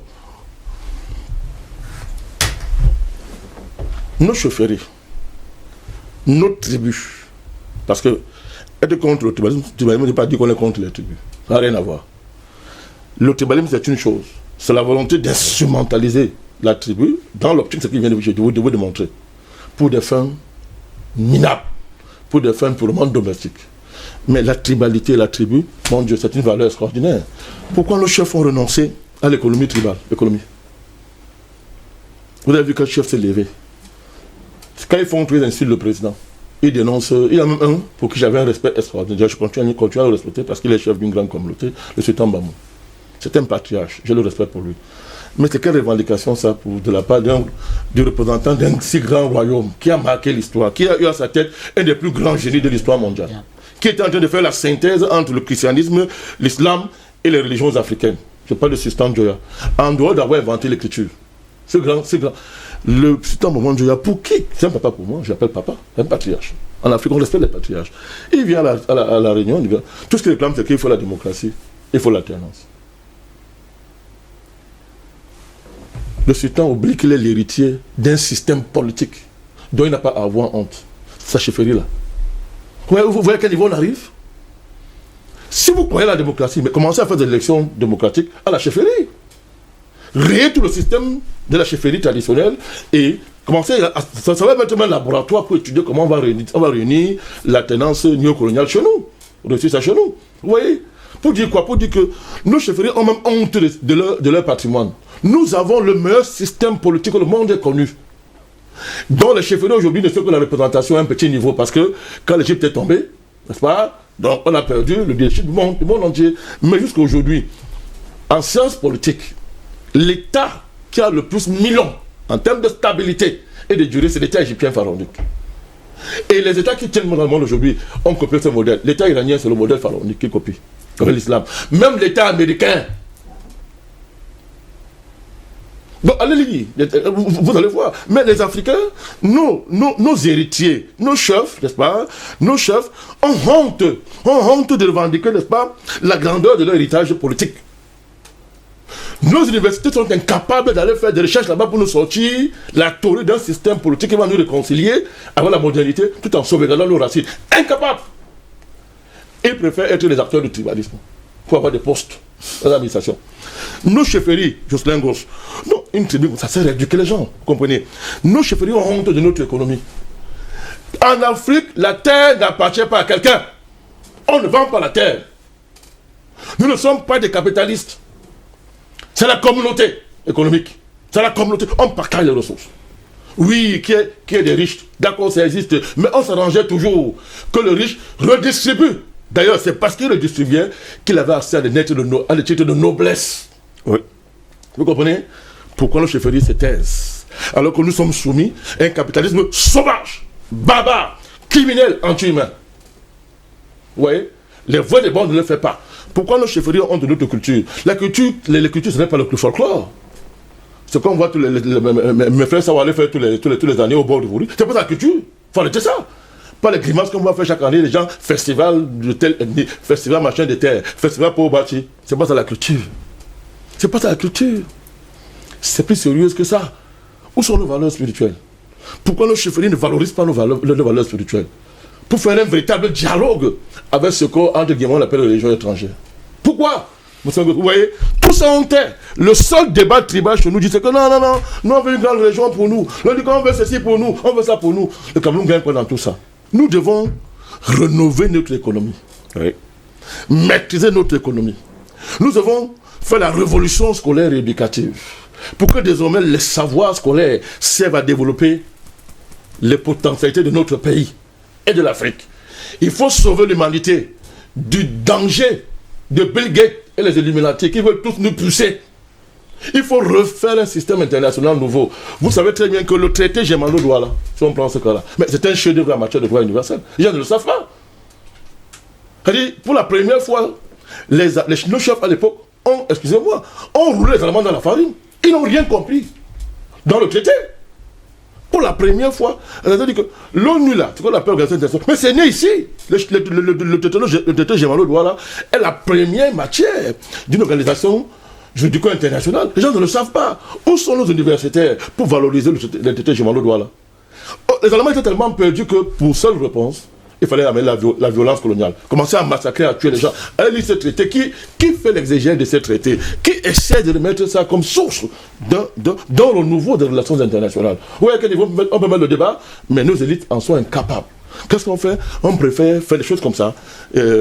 Fédéralisme communautaire, n'importe quoi. Ça veut dire quoi ça? Justement, c'est pas mal. Donc, les enjeux sont clairs. Les histoires des camps, de Bassa, tous ces consorts, vont aboutir à une seule chose. Quand toutes les régions du Cameroun auraient fini par faire ça, pour vous dire que c'est de la folie. Qui va finir de faire ça? Qui va arbitrer alors? Qui va arbitrer pour savoir qu'est-ce qu'on fait? Vous voyez? Soit c'est l'État. N'est-ce pas ça? Soit c'est l'État. Donc, vous reconnaissez qu'il y a un État, c'est pas tribal. Il a pour nom quoi? L'État camerounais, la Camerounité. Pourquoi aller faire un chemin qui est déjà réglé? Pourquoi faire un chemin qui est déjà réglé? La solution est là. Je parle de Oumyobé, de Mangabel. La solution est là. Et à l'heure actuelle, les mariages les mixages, les mariages, comment on dit ça? Les mariages internes, ça démontre que, dans la réalité, la Camerounité est en train de prendre le pas sur la tribalité. Et que les combats comme ceux-là sont des combats d'arrière-garde, sans avenir. Parce que tout ça, soit ça renforce l'État qui est en place. Pourtant on vous dit qu'on le combat. On vous dit qu'on lutte pour la démocratie. On vous dit qu'on lutte pour le changement. Mais tout ça, ça renforce qui? Justement. Ça renforce qui? C'est la grande interrogation justement que nous également nous posons. Bertrand Tatina, pendant ce temps, c'est la population, c'est le peuple camerounais qui trinque. Parce que lorsqu'on commence ce tribalisme, à la place de nous faire grandir, il nous fait plutôt regresser. Ben oui, c'est le peuple qui trinque. Et j'ai aimé la démonstration du président Balakadi, surtout quand il a abordé la question économique. Eh ben, vous savez aussi qu'on va poser à notre État, en fait, comment je vais dire que sa forme unitaire dans une mondialisation criminelle. Ben ouais, dans une mondialisation criminelle. Et on va se mettre à faire, entre guillemets, sans être souverain, une économie, de l'économie villageoise, de l'économie primaire. Ça va aboutir, comme il a dit, à des élites qui ne vont pas réfléchir et qui vont fuir un certain type de combat. Comment est-ce que vous pouvez être dans un pays comme le Cameroun, désagrégé en économie, vous explique que faire son économie, être un compte d'opération, c'est bon pour vous. Désagrégé en économie. Mais moi j'explique, c'est bien, il faut désagréger. C'est très bien. Mais il faut quand même un certain type d'agrégé. Pour moi, l'agrégation, c'est-à-dire qu'un certain niveau d'études, c'est la vérité. C'est-à-dire que j'appelle ça la vérité. Ce n'est que ça d'ailleurs. Donc, vous ne pouvez pas le dire. Pourquoi il le disait? Uniquement pour avoir des positions de pouvoir. J'ai l'habitude de dire qu'il y a ce qu'on appelle des agrégés du décret. Mais il a fallu un monsieur Tchoudian Poemi. Donc, personne aujourd'hui ne se met face à son livre et ne le démonte. Personne ne démonte le livre de monsieur Tchoudian Poemi, qui expliquait que mais ce n'est quand même pas possible ça. Et voilà comment, effectivement, des économistes vont l'expliquer au peuple. Et qu'est-ce qui va se passer? C'est-à-dire que ce statut, oui, ces économies, ils vont dire, vous avez de la stabilité monétaire. Mais dans un océan de misère. Ça veut dire quoi? Ça veut dire quoi? Dans un océan de misère. Deuxième des choses, eh bien, les grandes familles ne sont pas tribalistes entre elles. Oh, si un milliardaire, fils d'un milliardaire Bamileke, va courtiser la fille d'un milliardaire Foulbé, le mariage se fait. Si un milliardaire Ekan voit sa fille vouloir aller se marier dans la famille, comment je vais dire, d'une grosse bourgeoisie de l'Ouest, le mariage se fait. Vous voyez une fois encore de plus qu'on utilise les peuples, les populations, en quelque sorte, pour soit ses positions économiques, soit pour arriver au pouvoir. On ne va pas indexer certaines personnes ici. Mais je vous rappelle qu'à l'ouest du Cameroun, vous avez des maisons où vous ne frôlez pas le portail. C'est-à-dire dans le type de construction un peu comme celle du Nord, ce qu'on appelle les sarrés. Où le type chez lui, il a son bonheur chez lui. J'ai souvent pris l'exemple d'un village ici, vous avez beaucoup rigolé, Toukombéré. Il y a des sarrés à Toukombéré. N'importe qui n'y entre pas. N'importe qui n'y entre pas. Donc, c'est une élite qui ne veut pas affronter les vrais combats. Elle ne se mobilise pas pour des vrais combats. On dit oui, le président ne nous a pas sorti du franc CFA. Le président n'est pas économiste. Il a fait de la science politique. S'il était inondé,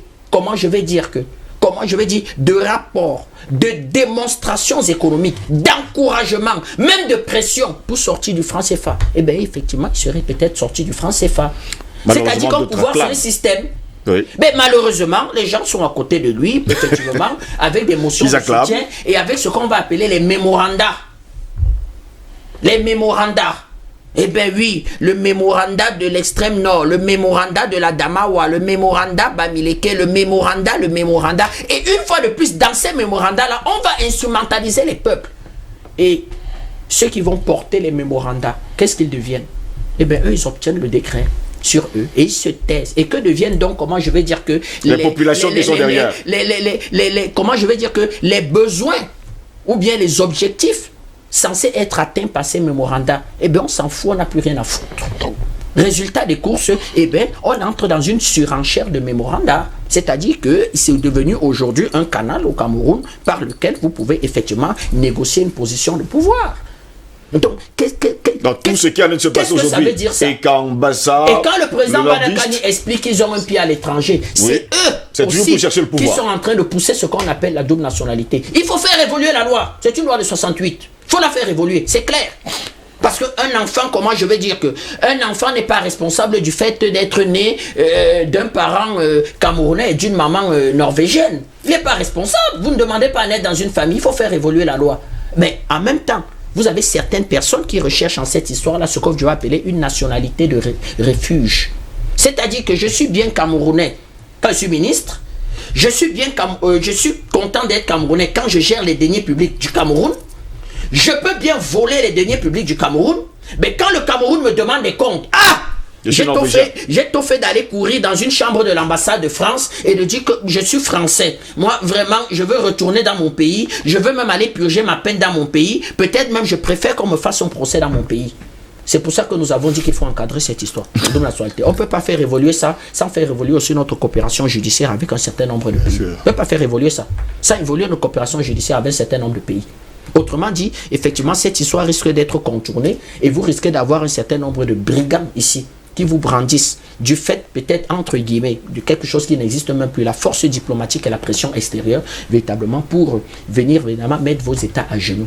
Donc, vous voyez donc qu'on ne veut pas rentrer dans des débats, relativement des débats de fond. Ben, il a parlé de l'enjeu du Covid. L'Union européenne qui ferme ses frontières, ben, chiche, c'est une bonne occasion. Qu'est-ce qu'on fait quand l'Union européenne ferme ses frontières? Eh bien, vous avez des gens qui pleurent. Oh non, il faut faire la réciprocité. Non, il faut faire attention. Peut-être le fait que l'Union européenne ferme les frontières, ça gêne leurs affaires. Et ils veulent se cacher véritablement derrière le fait de condamner ça pour faire la réciprocité et faire pression sur l'État du Cameroun pour que l'État du Cameroun négocie avec l'Union européenne pour ouvrir les frontières et pour véritablement, comment je vais dire, pour que véritablement ces affaires prospèrent. Est-ce que c'est sérieux? Est-ce que c'est sérieux? Est-ce que ça ne doit pas nous questionner de dire que mais ça tombe bien, que représente l'Union européenne aujourd'hui? C'est un ensemble vide, en faillite. Il ne faut plus rien. C'est une pacotille. D'ailleurs, ils ne croient même plus entre eux. Ils se respectent même plus. Vous avez en Italie aujourd'hui, l'Italie est en pleine coopération sanitaire avec Cuba. Mais ce n'est pas l'Italie qui votait l'embargo, en fait, aux Nations Unies. Aux Nations Unies contre Cuba. Contre Cuba. Oui. Donc, vous voyez donc que voilà les vrais enjeux et voilà les vraies questions. Je vais même plus loin. La question véritablement aussi de la succession du président Biya. Pourquoi les gens voient la question de succession comme une appartenance, comme un débat villageois? Et l'enjeu de prise de pouvoir au Cameroun doit être véritablement une prise de pouvoir villageoise. On n'a pas de grand combat. On n'a pas un besoin de souveraineté, comment je vais dire, de souveraineté monétaire. L'endettement dans cette Union européenne est en quelque sorte né de la création monétaire. C'est-à-dire qu'ils s'endettent en créant la monnaie. Et aujourd'hui, ils sont en train de se poser la question, est-ce qu'il ne faut pas annuler la dette? Mais pourquoi nous, on ne peut pas le faire? Non, le président n'a pas donné l'eau, on n'a pas donné l'électricité. C'est un échec total, bien que tous ceux qui le disent ont même été ceux qui ont assumé le fait d'être fils des présidents bandits. Aujourd'hui, ils n'assument plus, c'est leur choix. Comment vous faites pour donner de l'eau et de l'électricité quand vous n'êtes qu'un compte d'opération? Comment vous faites pour donner l'eau? Et des agrégés dans ce pays n'ont jamais expliqué ça. Ils ont expliqué que c'est bien, que c'est de l'orthodoxie budgétaire. C'est que vous n'êtes pas, comment je vais dire, que vous n'êtes pas sérieux. C'est-à-dire que vous appelez à gérer. Oui, vous n'êtes pas transparent. Voilà les débats. Et ce sont ces élites-là qui ont été cooptées au pouvoir véritablement, qui sont à la tête, entre guillemets, de ces revendications dites documentaires. Donc, il faut faire attention, il y a des passerelles entre ceux qui font ces revendications dans l'opposition et certains pontes cachés au pouvoir qui se disent que Il faut que, véritablement, je puisse jouer dans les deux camps. C'est-à-dire que cette succession-ci, véritablement, je dois trouver mon compte au cas où il y aurait alternance, où il y aurait succession. Et je fais semblant ici de dire que je suis très fidèle, je signe les motions de soutien, et la nuit, j'agite véritablement mon village et je soutiens un certain nombre de revendications villageoises et idiotes. Voilà là où le débat au Cameroun en est réduit. Quand nous, véritablement, NNP, on va poser ces questions et dire que est-ce qu'il est question de pucer un homme, de pouvoir commander même vos envies sexuelles, décider que je ferai de M. Jocelyn Ngoz un homosexuel, je veux faire de M. Ngoz un alcoolique, et en même temps, je contrôle l'industrie de l'alcool. Je fais de toi un alcoolique et tu pars acheter de l'alcool, tu m'enrichis moi dans l'industrie de l'alcool. Voilà ce qu'un petit voyou, un petit bandit comme Bill Gates a comme projet. Pourquoi une nation ne réfléchit pas et dit oui, certes, comme certains appellent les petits partis. Ah, ce petit parti pose quand même des questions intelligentes. Mais débattons, engouffrons-nous là-dedans. Essayons de mener d'une véritable réflexion. Non, des gens sont là véritablement dans des positions villageoises, dans comment je vais dire que le débat de « Oh, faites attention, vraiment, je veux être détruit par mes frères », c'est des insultes. On organise même véritablement un lynchage d'une autorité publique, notre patron de la sécurité, alors qu'il fait face véritablement, comment je vais dire que, à une vague d'attentats terroristes, et nous devons le soutenir maintenant pour mettre fin à ça. Voilà où on en est réduit. Donc vous voyez encore quelque part que ce sont les populations pour des enjeux qu'ils ne maîtrisent pas, pour des intérêts qu'ils ne maîtrisent pas, qu'on utilise véritablement pour se battre. Et soyons sérieux. Et justement, quand il y aura la République démocratique des Bassa, tous les Bassa seront heureux. Jamais. Supposons même qu'il y ait la République démocratique des Bassa, qu'on prenne tous les Bassa du Cameroun, on concentre dans une région, tous seront heureux. Il y aura toujours une élite qui va expliquer que effectivement, vous devez laver mon sol, vous devez laver mes carreaux, pendant que moi, véritablement, je puisse régner sur cette République démocratique des Bassa. Non, c'est relativement idiot, nous n'en sommes pas là, et moi je l'ai toujours dit. Et c'est ça qui est bien, en fait, l'esprit de notre armée. Soutenir et respecter l'État et faire en sorte que l'État n'explose pas. Et Dieu merci, on a un président qui ne s'est laissé enfermer dans aucun lobbying. C'est ça un homme d'État. On ne devient pas chef d'État. J'ai comme l'impression qu'on y naît. On y fait ses classes. Le lobbying tribal, le président Biya ne s'est pas laissé enfermer. Le lobbying d'affaires, il ne s'est pas laissé enfermer. Les lobbying maçonniques, c'est-à-dire ces idioties de francs-maçons, il ne s'est pas laissé enfermer. Eh bien, il a géré véritablement l'État comme un homme d'État. Messieurs, nous sortons justement de ce débat dans quelques 12 minutes tout simplement. Le temps passe très vite, vous devez d'ailleurs le savoir, malgré la pluie. Maintenant, il faut quand même dire quelque chose aux populations, parce que c'est les populations qui trinquent à chaque fois qu'une personnalité, qu'un homme, qu'une femme, qu'une personne se lève pour déclarer « Nous sommes Écan, nous sommes Bassa, nous sommes ci, nous sommes ça ». Pourtant, il faut préciser qu'il y a quelque part une main obscure pour chercher à manger. Ce plateau ce matin, c'est un discours aux populations. Oui. Donc depuis que nous parlons là, nous faisons que leur parler. Pour qu'elles saisissent, n'est-ce pas, les enjeux. Et qu'elles ne se laissent pas manipuler. Et vous savez, de manière naturelle, prenons un exemple clair. On nous a créé une ethnie anglophone. Tout à l'heure, j'étais en train de vous dire ça.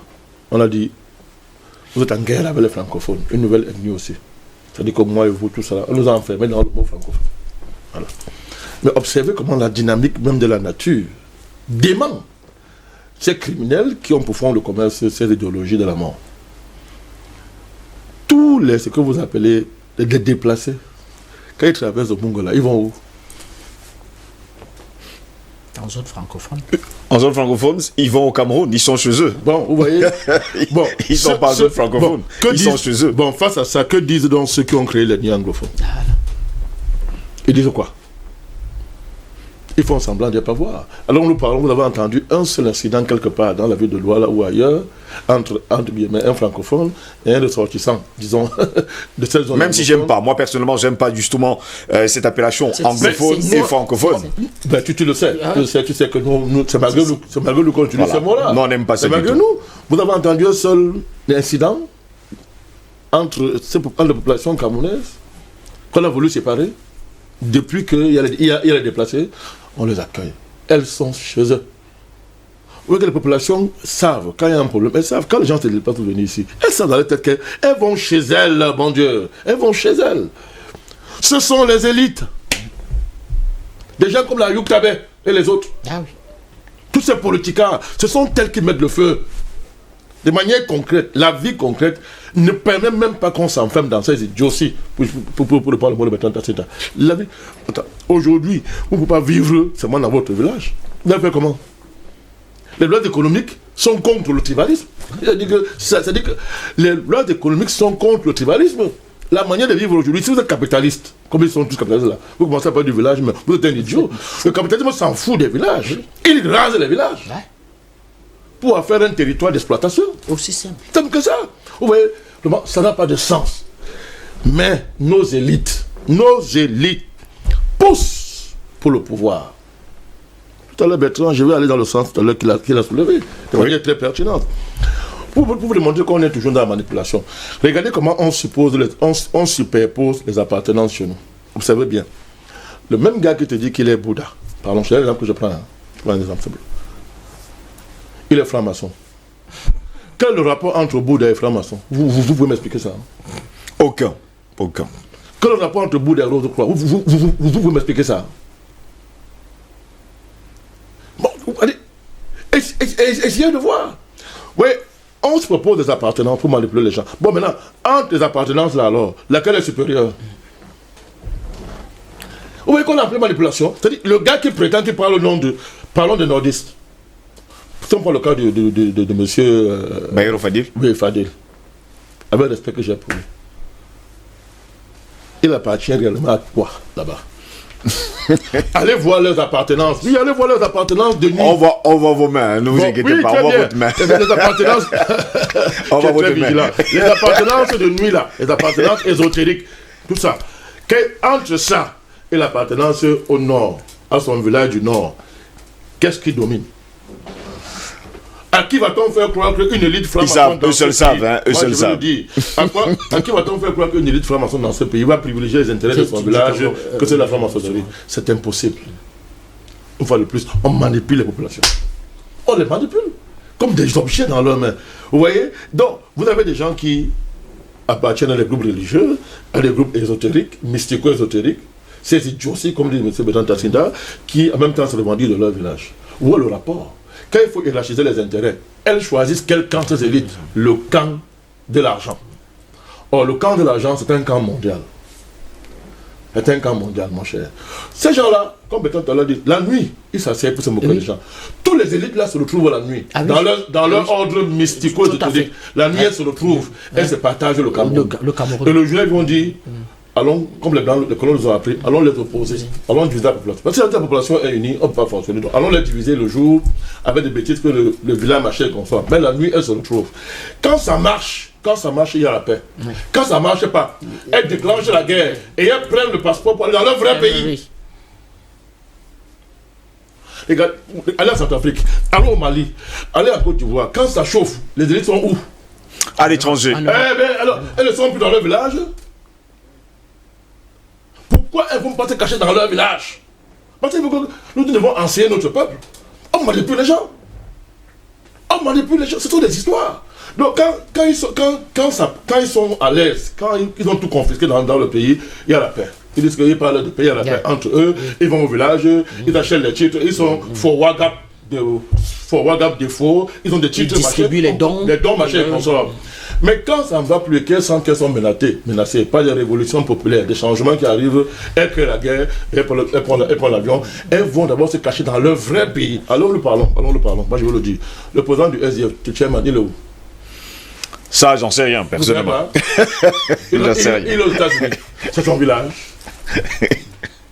C'est le village du Tchéman. Vous savez que je le respecte beaucoup, le Tchéman. Il a été d'un grand apport dans la démocratie dans ce pays. Mais ok. L'Ambazonie, là, ça chauffe, il est où? On se repose dans son village. On ne se repose pas dans un pays d'emprunt. Vous voyez comment on joue avec les populations? On joue avec les populations. Donc, nous sommes là pour éclairer les gens. Tout à l'heure, il vous a parlé de la binationalité. Voilà des gens qui vous revendiquent que non, il faut que l'État accepte la binationalité, la double nationalité. Que notre humain peut avoir même 10 pays en même temps. Il ne peut pas avoir 4 pays, 100 pays en même temps, d'accord. Jocelyn, moi, je pose une question. On a 2 villages. Jamais. Un seul unique village. Bon, raisonnement logique. Comment tu n'as pas 2 villages, mais tu as 10 pays? On veut brûler le Cameroun depuis à cause de cette affaire. On veut détruire ce pays depuis cette affaire. Que on veut la nationalité, on veut ceci, machin comme ça. Nous avons dit, ok, il faut avancer. Mais il faut encadrer. C'est-à-dire, fais un moment, pourquoi les Ghanais sont ambazoniens. Il n'y a pas ils sont ambazoniens. D'abord de manière fictive. Il y a ceux qui sont américains, norvégiens, sud-africains. Bon, avant de devenir ambazoniens, ils étaient camerounais, non. Voilà, ils ont quel passeport? Ambazoniens, sud-africains, norvégiens. On peut se moquer des gens. Tout ça pour l'argent, pour les affaires. Ouais. On vous dit maintenant que la plupart de ces terroristes à l'étranger, ils ont des villas avec piscine. Leurs enfants fréquentent dans les meilleures universités. C'est dans leur village. C'est quoi? Donc, vous voyez que, vraiment, ça dit que c'est du n'importe quoi. Et moi, je voudrais vous saluer, vous, à DBS, qui programmez les émissions pareilles, qui permettent d'élever le débat et d'éduquer les gens. Pour pas que les gens meurent pour des bêtises. Ce sont des fumisteries. Nous sommes tous Camerounais. En réalité, il n'y a que 2 tribus sur cette terre. La tribu des enfants, du serpent, du diable, et ceux qui, du bon Dieu, ceux qui veulent le bien. Voilà les 2 tribus. Les gens sont ici là chez vous, ils disent qu'ils sont Baham, ou bien ils sont Béti, ou ce que vous voulez, ou bien ils sont les camps. Maintenant, la nouvelle mythologie, c'est ils sont tous les camps. Mais en même temps, ouais. leur vrai village est celui de l'argent et de leur secte. Parce que le pays auquel ils croient vraiment, c'est le pays de l'argent, c'est le pays de la magie. Là, on les tient. Voilà le pays auquel ils croient vraiment. Ça n'a aucun rapport avec le prétendu village. Donc tous ces débats-là sont des débats de chiffonniers. Ce sont des bêtises. Il faut aider le président à gérer ce pays. Si complexe. Il faut l'aider. Mettez-vous à la place d'un palais président. Le pays, il est en train de gérer le Covid. Il est en train de gérer la sortie du franc CFA. Que font ces élites? On le devait apporter des problèmes, comme on est en train de dire. Ils divisent. D'autres réclament la République des Passards. D'autres réclament la République de Gasfield. On lui dit le président à gérer le Covid et à gérer la sortie du franc CFA. Non. Parce que par derrière la nuit, ils sont reçus à l'ambassade de France, des États-Unis. Ils sont reçus là-bas où on leur dit allez faire ça parce que vraiment vous savez, si nous on place notre gars là-bas et tout dit, vous serez ministre, vous serez premier ministre, et votre compte aux États-Unis va augmenter. Allez mettre le feu comme ça pendant que le président est en train de travailler. Donc c'est un débat de chiffonniers. Et nous, au niveau de nos partis, nous disons toujours aux gens que on n'invente rien.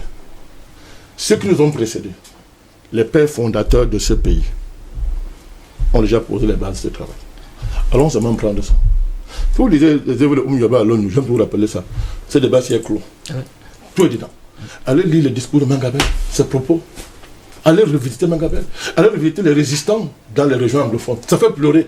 Quand nous connaissons le nombre de résistants qui ont dit non en Allemagne, des chefs de ces régions-là qui ont dit non à l'Allemagne pour le Cameroun, quand vous pensez en Détoumaza, vous pleurez quand vous voyez des gens comme les Ayoub Kabé parler dans ce pays. C'est incroyable. Vous pleurez quand vous voyez des Akwan Galbenizer. Oui. Vous avez connu Détoumaza, les Moukong, Albert, et tous ces chefs-là qui sont morts là-bas. Quand vous pensez à tout ça, vous dites mais quelque chose de terrible s'est passé dans ce pays. Peut-être qu'on a volé notre mémoire, mais vivement qu'on la récupère. Vivement justement qu'on la récupère. Et nous allons justement la récupérer.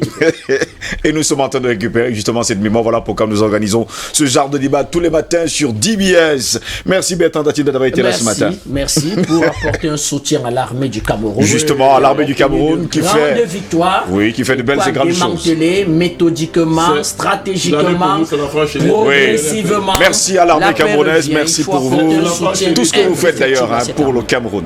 Président Bardakani, merci d'avoir été là ce matin. Merci. Et comme le dit également la Bible, eh bien la Bible dit ceci: l'Orient se lèvera contre l'Occident et le soir s'asseyeront sur la même table pour parler avec fausseté. Voilà ce qui se passe actuellement sur le terrain national camerounais. Madame, messieurs, c'est ici que s'achève cette autre édition de DBS Matin. Au plaisir de retrouver demain pour une nouvelle édition. Eh bien, restez sur notre chaîne. L'information y est en continu. Bonne journée à toutes et à tous et à demain. S'il plaît à Dieu. Au revoir.